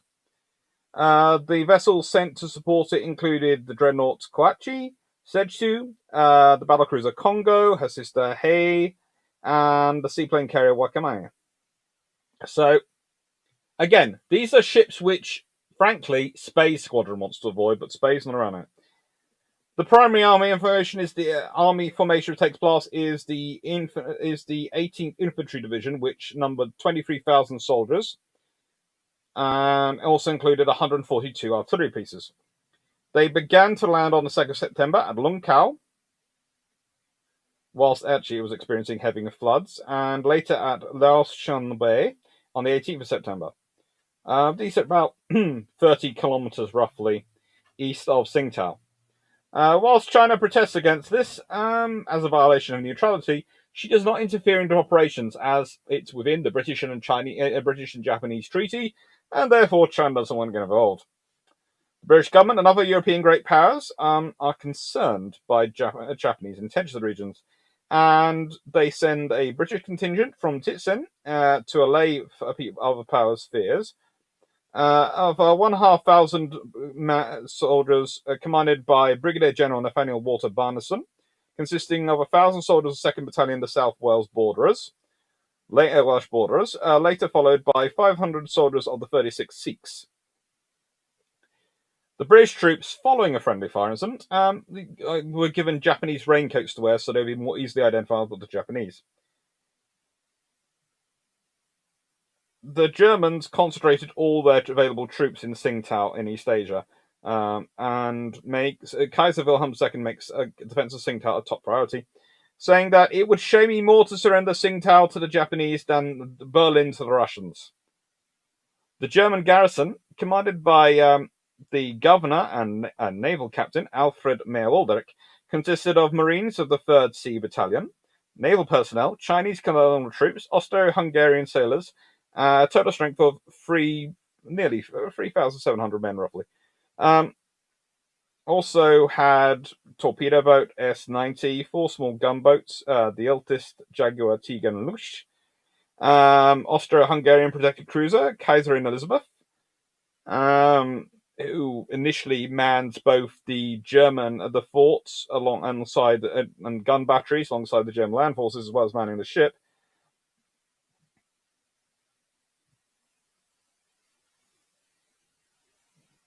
They have a few fights, and there are often some issues. For example, HMS Kennett of the China Squadron, under the command of Lieutenant Commander Russell, has a nice little tete-a-tete with the SMS S-90, the SMS Louting, and the 4-inch shore battery of Tsingtao. She's hit twice, but manages to avoid sinking. Eventually, as the battle gets on, the Japanese approach the positions of Meyer-Waldeck, and he withdraws his forces to 2 outer defensive lines and concentrates troops on the innermost line of defense along the hills closest to the towns. The Austro-Hungarian cruiser, especially, he uses basically the outer skirt are going to be his colonial troops, who's sort of sacrificing, and his Sea Battalion are the critical ones on the inner ones.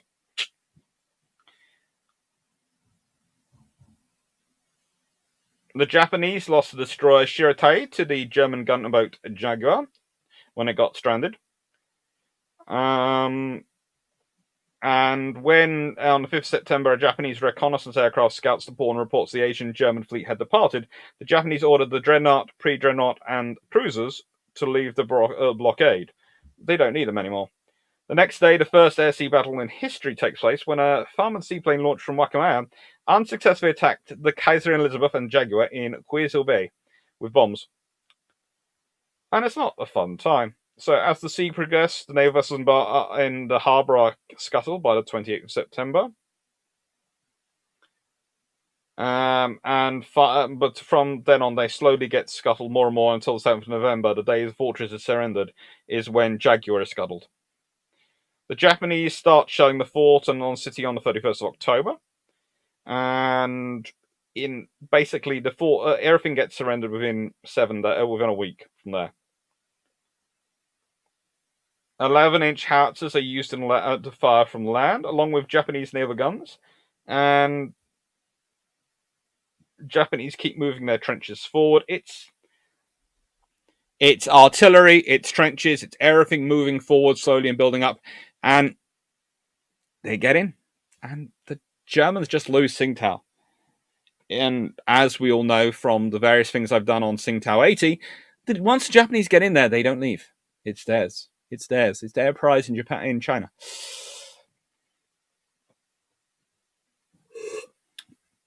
Okay.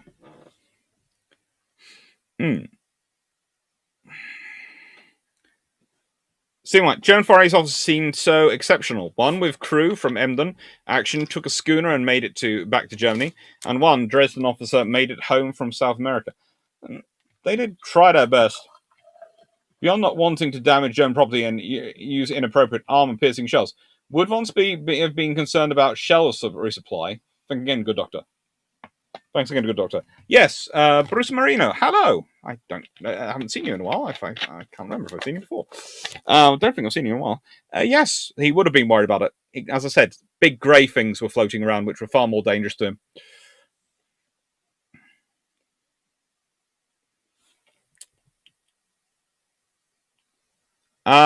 Scott, what are the sailors and the rowboats doing in the bottom left picture? It's a landing. Is it a landing operation? Yep, that is how that is how the Japanese troops, the British troops, all of them got ashore at Tsingtao.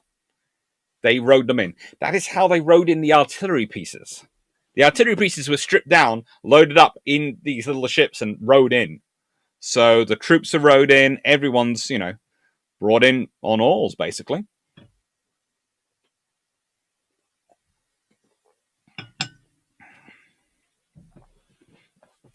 With the destruction of von Spee's squadron at Falklands, but really, it's one of those interesting things, because von Spee wins the Battle of Coronel, famously.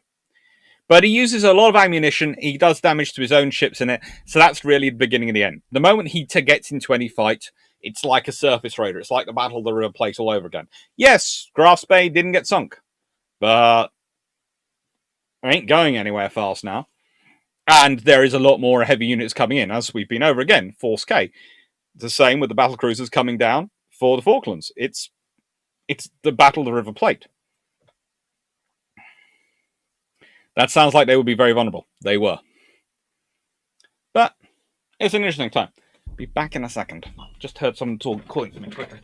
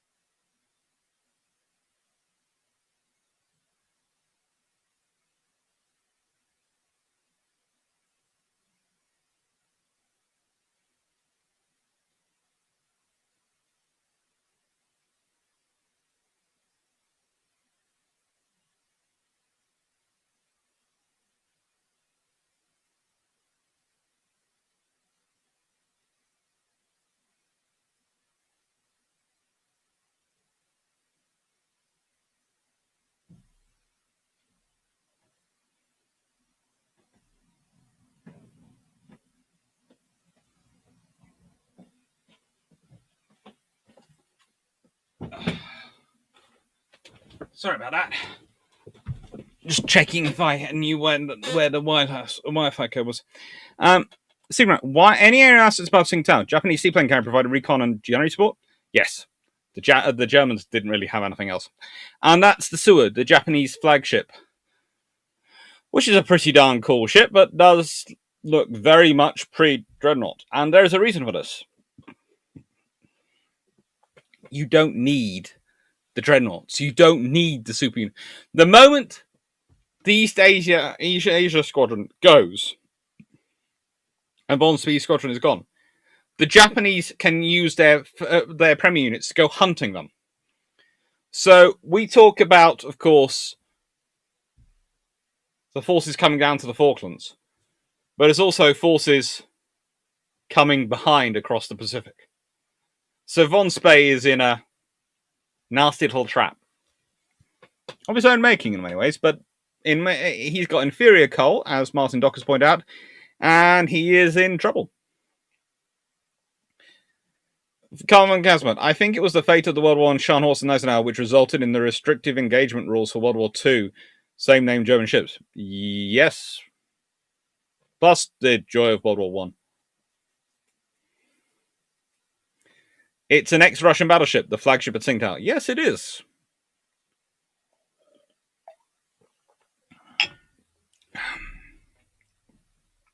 I think I have its details here. Suo.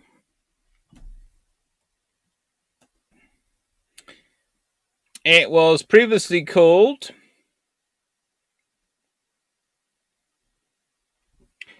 the Torpedo.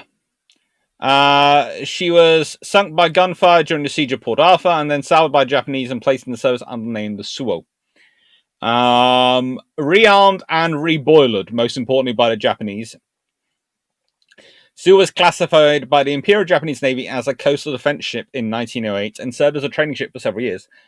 Apart from being the flagship of the battle of the Japanese squadron in the Battle of Siege of Tsingtao, she then becomes a gunnery trading ship. She's disarmed in 1922 to comply with the terms of the Washington Navy Treaty and probably scrapped about that time as well.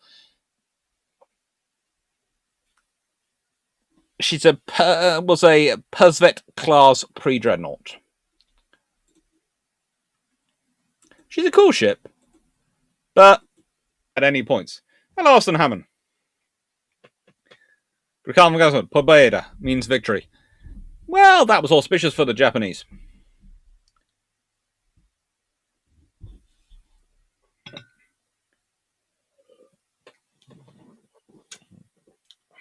World War I in the Far East. Well,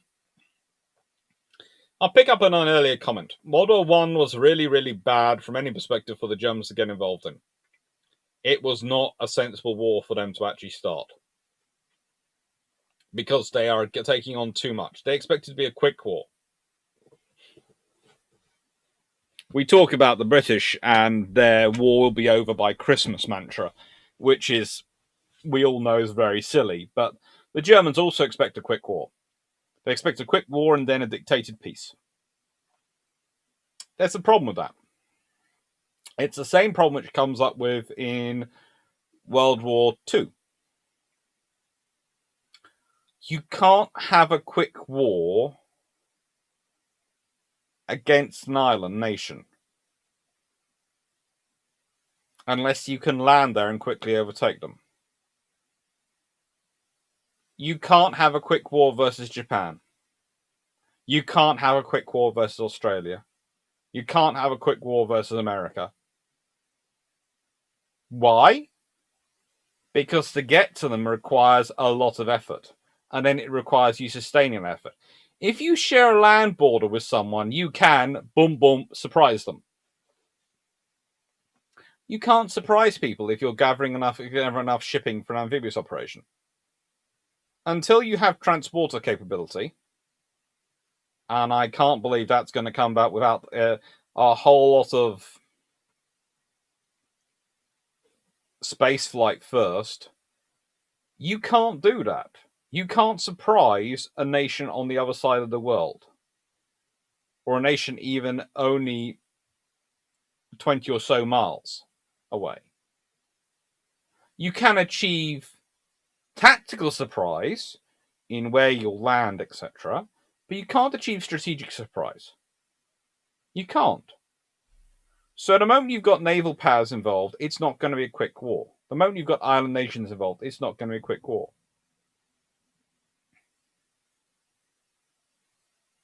And if it's not a quick war, then there is no hope for your East Asia squadron.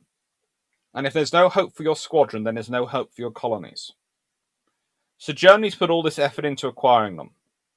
And they look great, and they give them world power status. But they're gone in seconds, in relative terms. And what do they lose when they lose them? Well, they lose those very intelligent, very hard-working, very good officers. Those ships, which have been quite useful, but let's be honest, far more useful than the ships were to cruise. Horst and Gneisenau wouldn't have been much use back for the home fleet. They probably would have got used quite heavily in the Baltic. But they wouldn't have been that useful in the home fleet. Von Spee, though, he's a really smart cookie. He's arguably the best admiral the Germans have in World War I, and he's the other side of the world from their major fleet. Imagine the German fleet under the command of the High Seas Fleet under the command of von Spee.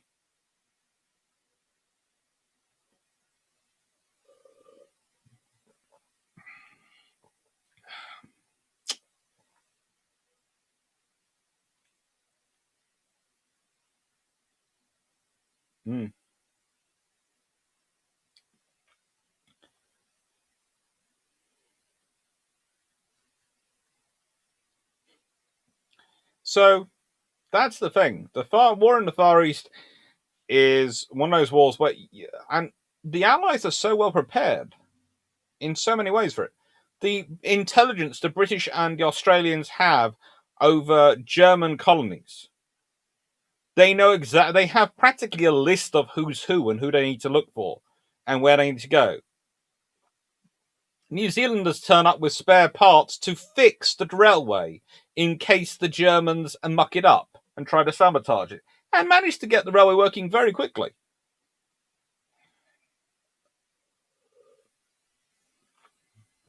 So that's the thing. The war in the Far East is annoying in terms of World War One because of what it loses the Germans for what it could have potentially gained. Nothing.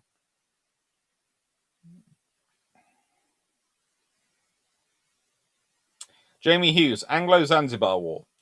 That's that way. Okay? That's over in Africa. That's another time, another discussion. But even that's far more sensible in a way than the war in the Far East that happened.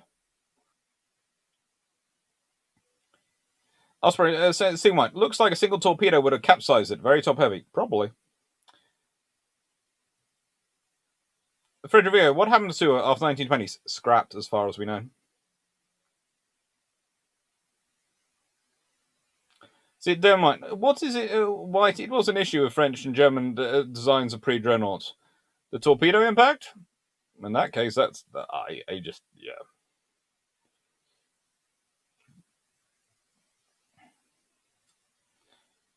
Osprey 28. Ships can be replaced. Experienced crews and officers can't be replaced.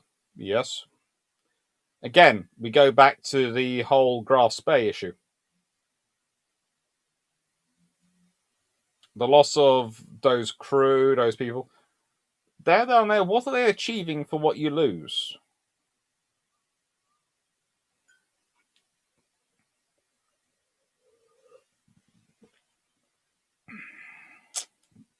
Jermak. Imagine him as the battlecruisers commander at Jutland. That is a scary thought. Imagine him as the fleet commander at Jutland.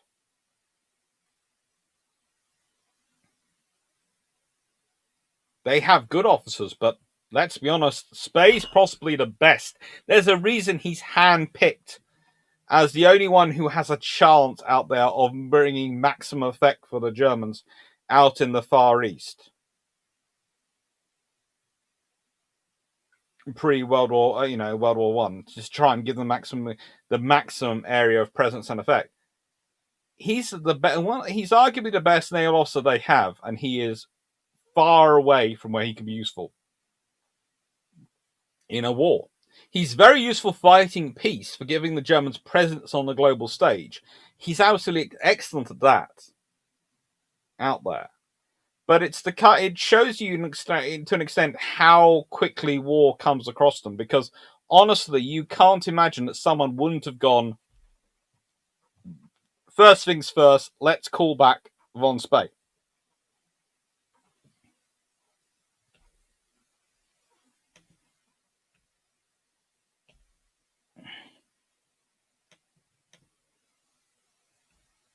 Yeah.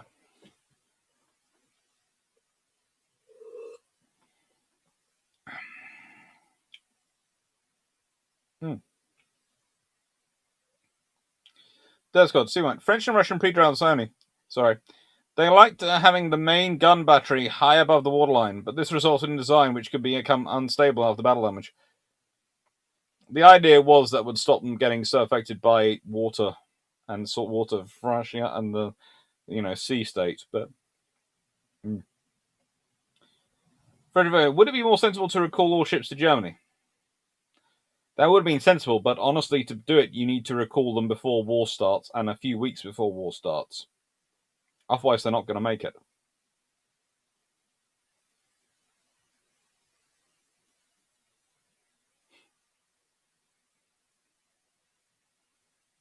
Or at least most of them. That would have been sensible. World War I was wrapped up in 1914. There are bits which carry on, but arguably all of it's over. All the major stuff is over in 1914. There are various surface raiders which come out and do things, but they're not a major threat to the force. They are quite quickly and quite easily dealt with by the forces out there.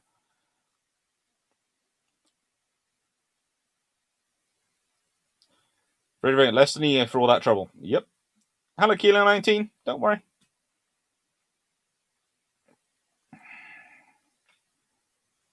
That's good. Would it be fair to say that German naval presence in the Pacific caused the Entente powers to use more naval power than they wanted to in the region? Could Germany afford it?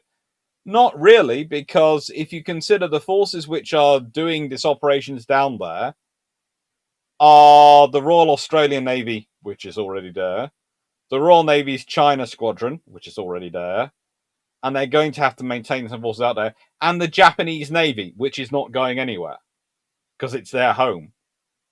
That's the thing. The real thing is you could go, well, okay, Australia, but Australia comes to join, starts escorting convoys back to the UK quite quickly after she's done her operations, and you're going to need some certain firepower down there for the to mop up the colonies. So, not really. You've got the Australian Navy, you've got HMS New Zealand, all these things going around.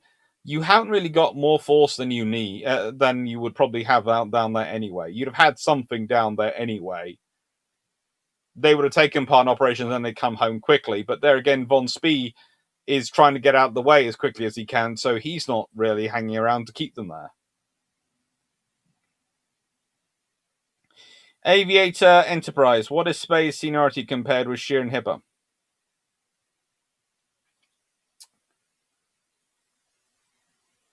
Seniority might have been an issue, but there are ways to get round it. You know, Shear and Hipper weren't necessarily the most senior officers either. You call them back to the ministry, you give them jobs in the ministry, and you give the operational command to someone else. And that was quite easily done. That's how the Germans did manage their high command quite a lot when they had people who they felt weren't actually capable of doing the job. William Cox, is it possible that Spey, like Yamamoto later on, was posted so far away to protect him from enemies in court? Not really. He doesn't really. He's quite good at the internal politics of the German Navy. And the Germans don't at this time do not have the same issues between the army and navy as the Japanese do later on. So you went Port Shishima. Russians shifted over to American designs with Retzian, I think. Opposite problem with low freeboard almost monitor. It is an issue post Tsushima. Okay, a lot of knowledge gained by Japanese about Pacific Islands, including Papua New Guinea, China, and Malaysia, that would be useful to them in World War II. Yes, they get a lot of. They find out a lot in World War One, but they're also in World War One. They are very much allies, and very, very useful allies. Jermac Longcox, I more wonder if Adventure of Colonial Duty pulled more talented officers wanting to have independent postings. It was seen as a good place to accelerate your way up the ranks because it was an independent command. So for Von Spey and other officers, it's an independent command. It gives them a lot of freedom away to develop and exercise their powers. So that does attract the energetic young officers, let's say.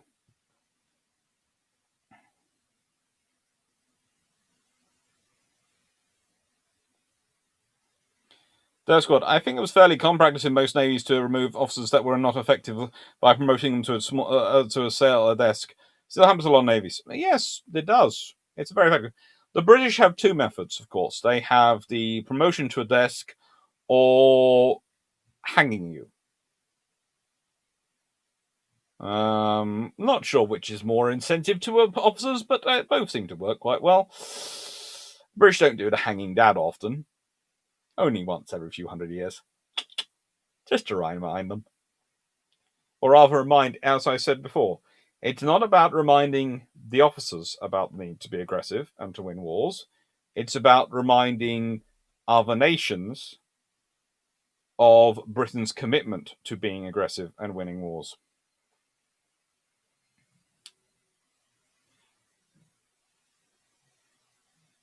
Spade's a good officer, though.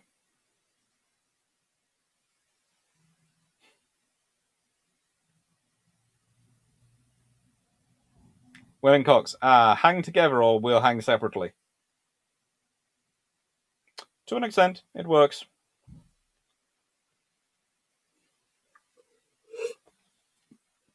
It's not the nicest policy, but it is an effective one.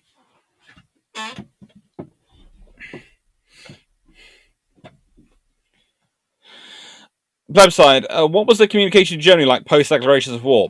Well, that's one of the reasons why the Germans are so intent on trying to keep hold of wireless stations and to get hold of them, because that is their only real hope for communication, especially as it often has to be sent by... Well, let's put it this way. The British have cut all the telegraph lines, so all the telegraphs out of Germany that go across the Atlantic have to go through Britain. So we've cut the neutral telegraph cables. We very nicely repaired them in the interwar period, and then cut them again in World War II.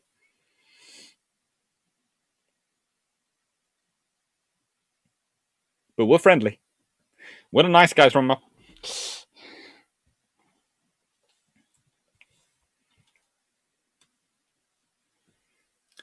William Cox, loved Candide. Candide.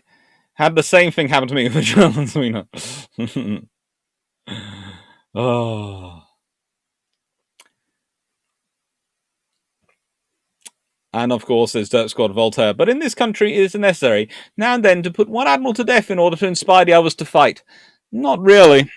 It was to remind everyone else that the stakes for our admirals when it came to fighting. Our admirals, more often than not, did fight quite happily. But we had to make sure everyone else understood the odds facing our admirals, so why they would be so committed. So, in a nice way, your view is, if the British admiral doesn't fight, he'll get killed at home, so he's going to fight. So you know, wherever you are in the world, you see an admiral, you see their fleet, you're going to face a battle. It's part of establishing a psychological dominance, although possibly not quite thought through that way perspective, over all other powers, because they know the British will not back down. The British will fight.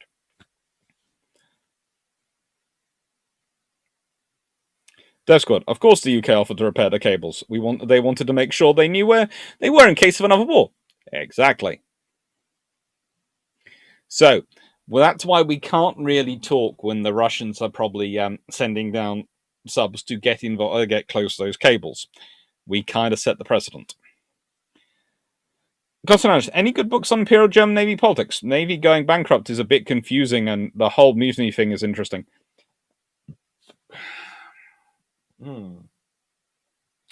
Trying to think of one in English. Let me just check.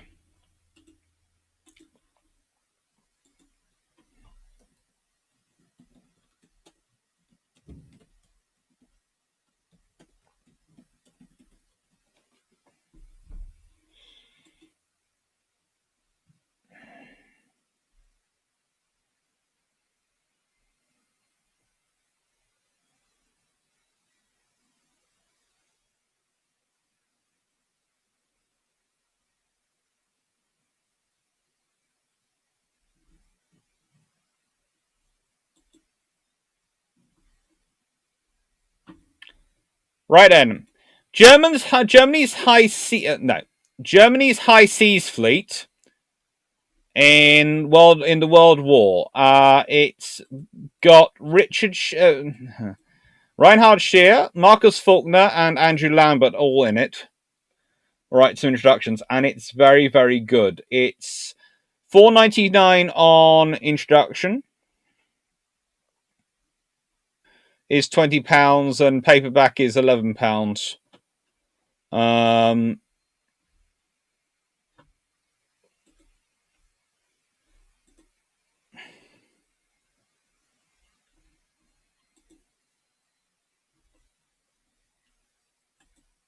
think we've got the Kindle edition as part of my books on brew ships and lives, but I will put a link in there. It's a cool one. Sorry, I haven't read many of the German books, so I know better the English authored books. But that one is very good. The German High Seas Fleet.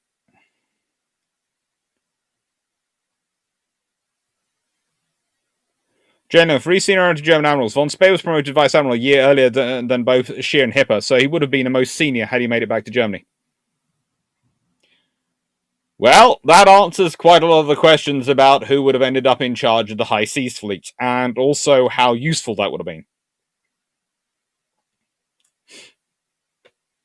See, man, oddly, just watched a Brit movie on their last hangman.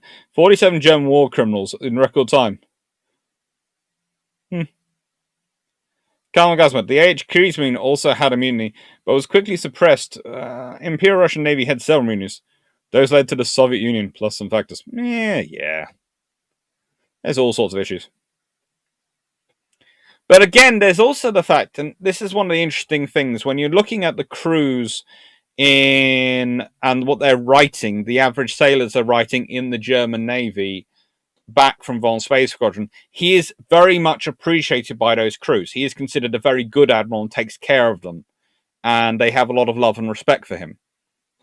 One wonders what effect this might have had on the morale of the High Seas Fleet, because it was known in the wider Navy he was a good admiral. So,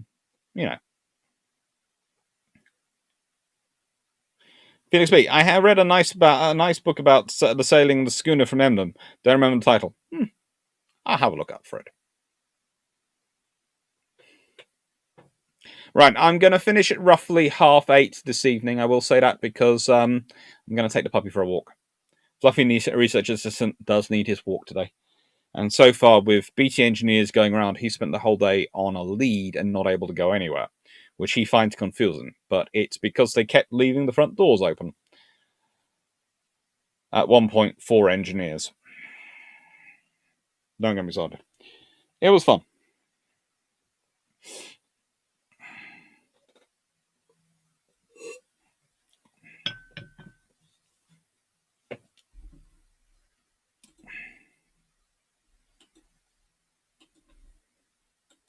I'm hoping the live stream has been better for it.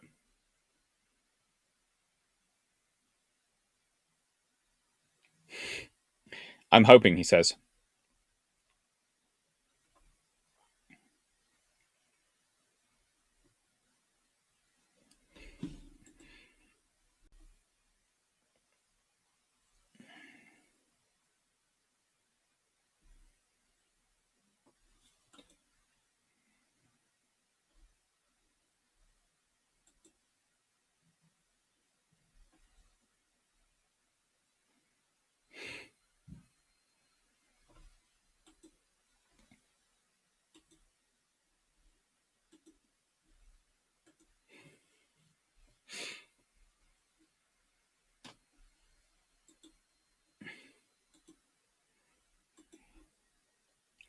And I am going to formally announce tonight that the book reviews, I think I had it considered as Brew Ships on the Road is going to become Brew Ships book reviews, because I'm going to have hopefully 5 books, brand new books to review, possibly as many as 6, which are going to be lovely. So I'll give them a sort of longer introduction than I normally would give, because these are going to be brand new books which are just hitting the shelves. And they include Warships After London, which is John Jordan's follow-on to Warships After Washington. So it rather fits with what Daniel Freeman and I are going to be talking about. Scott, do you have an Amazon affiliate link? I do, yes. It should be down below. If it's not, I will find it. Let's see. I've been having fun with the Amazon affiliate link.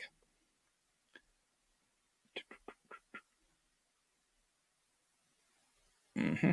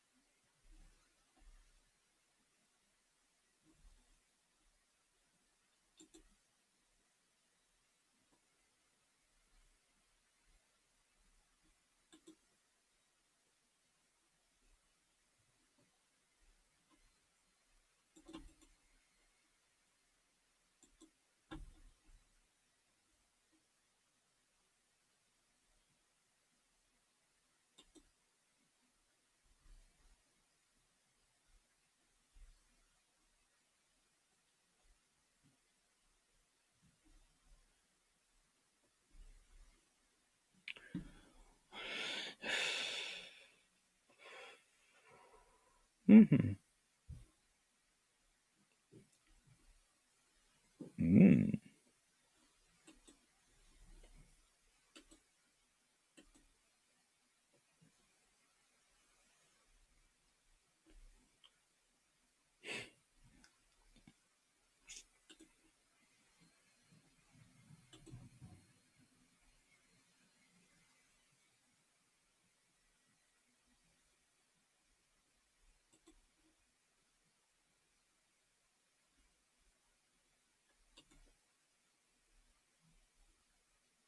Mm.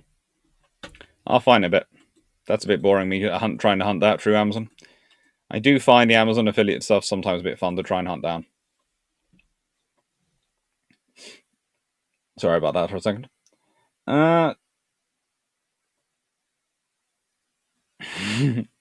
William Cox. Poodles were originally bred to hunt lions. A cute bob and poodle cut is pure Baskerville. Probably.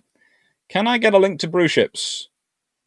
The brew ships should be they come up there under the coming up live ones, and I'm going to edit one of them. But it's going to be a cool one when it comes up. It's going to be not in a couple of weeks. It's going to be sort of the last brew ships, I think, in October.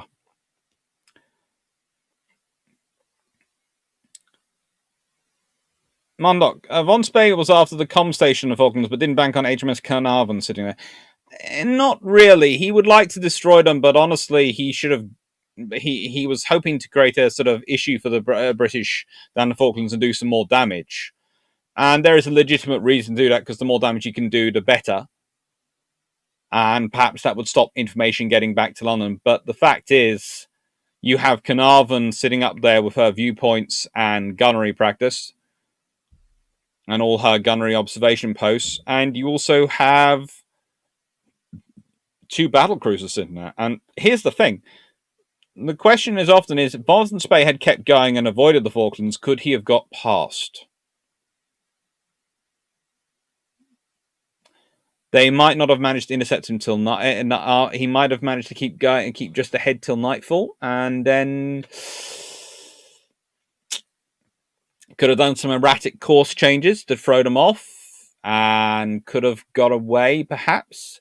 But how long would he have got away for? Because let's be honest, those ships can overtake him. So they'll probably go up and they'll probably just race up sturdy and get ahead of him. Website, is the Amazon delivery date for your book on March 2021 accurate, or will it be available from publisher before that? Hopefully before that. Hopefully. But could be soon. Could be. March 2021 is the latest, and they've just sent me a note actually today. So things are going well. So I'm hoping it's going to be out sooner, but that's the latest. Latest date it will be out by. Yeah, interesting thought. Say Beatty gets command of Grand Fanes, Von Spey takes command of High Sea Fleet. How sneaky was Spey? Very sneaky. Von Spey was very smart. I have a feeling if anyone had managed to take him out, Von Spey versus Beatty would have been an interesting fight. Von Spey versus Jellicoe would have been a fair fight.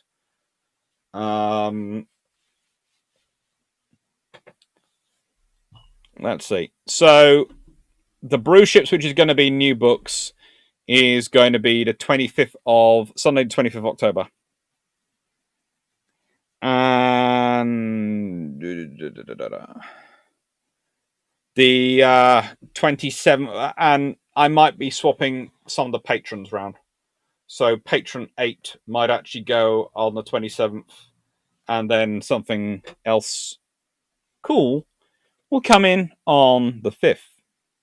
Because I said, new books are arriving, so makes things fun. Right, any last questions? Because it is almost 8:30, and I do hear a doggy going, Papa, Papa, from downstairs. I think he'd like a walk. He hasn't had one, as I said, today, because we had so many engineers around. It was raining engineers. And then I had my sister giving an engineering lecture very loudly from her, to her students as well. So I had engineering loudly coming through from one direction, civil engineering, and I had telecom engineers. At one point, 3 of them all talking to me, and I'm going, It's a good job I speak engineering, otherwise I would have been in so much trouble. But no, the German High Seas Fleet is a very good book, and it's got introductions by Prof. Andrew Lambert and Dr. Marcus Faulkner. Albazaski, thanks. Have a nice evening. Well, thank you. And remember, next week on the Thursday 8th, there's the King's College London Lawton Seminar. And that's going to be cool because, as I said, that's the first time Kings have done an online seminar for the Lawton unit. And so the more people who are there, and I'm going to be working on it for brew ships and all sorts of things to try and get it advertised as maximum as possible, the better, because the more likely they are to keep it going. Because my argument is that even after this, it should be online, it should be visible for people to be involved in and get into from around the world, because it's a cool thing.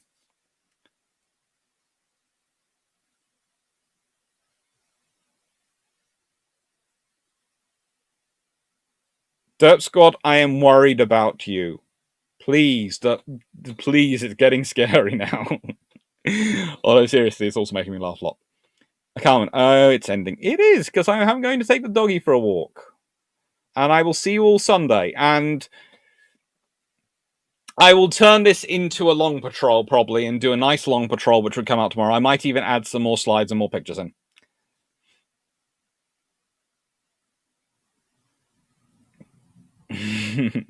Garharman, I literally just got back. I'm sorry about that. I know it's ending, but I am sorry. It is about 8:30. And I, so far today, haven't walked the dog and haven't had food, so... I am surviving on Iron Brew. I am...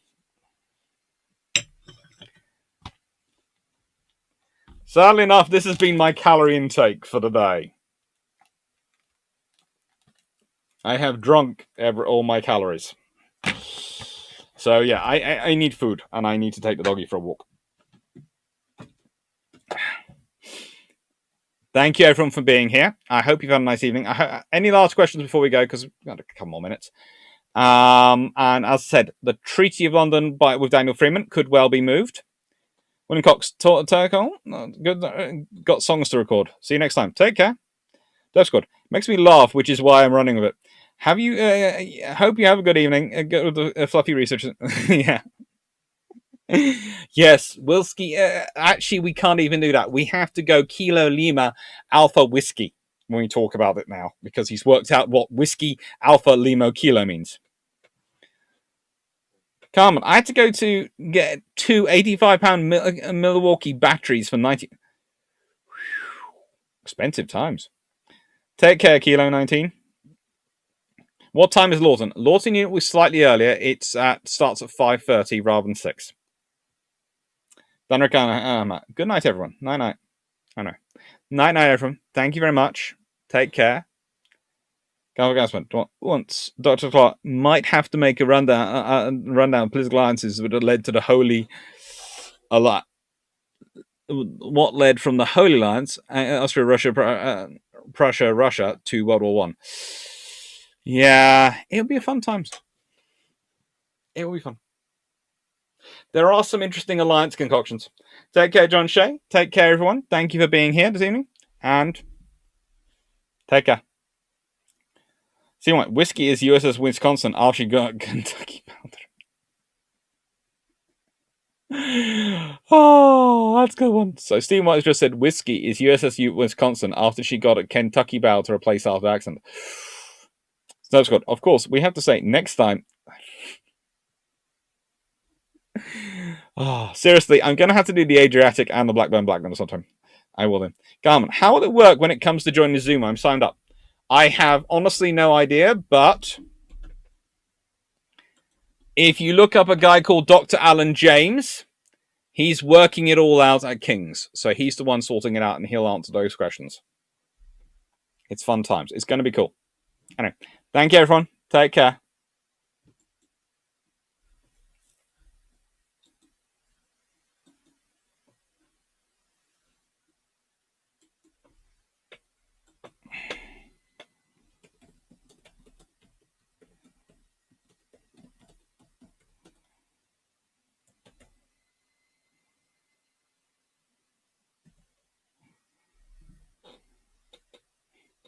Thank you, everyone. Take care.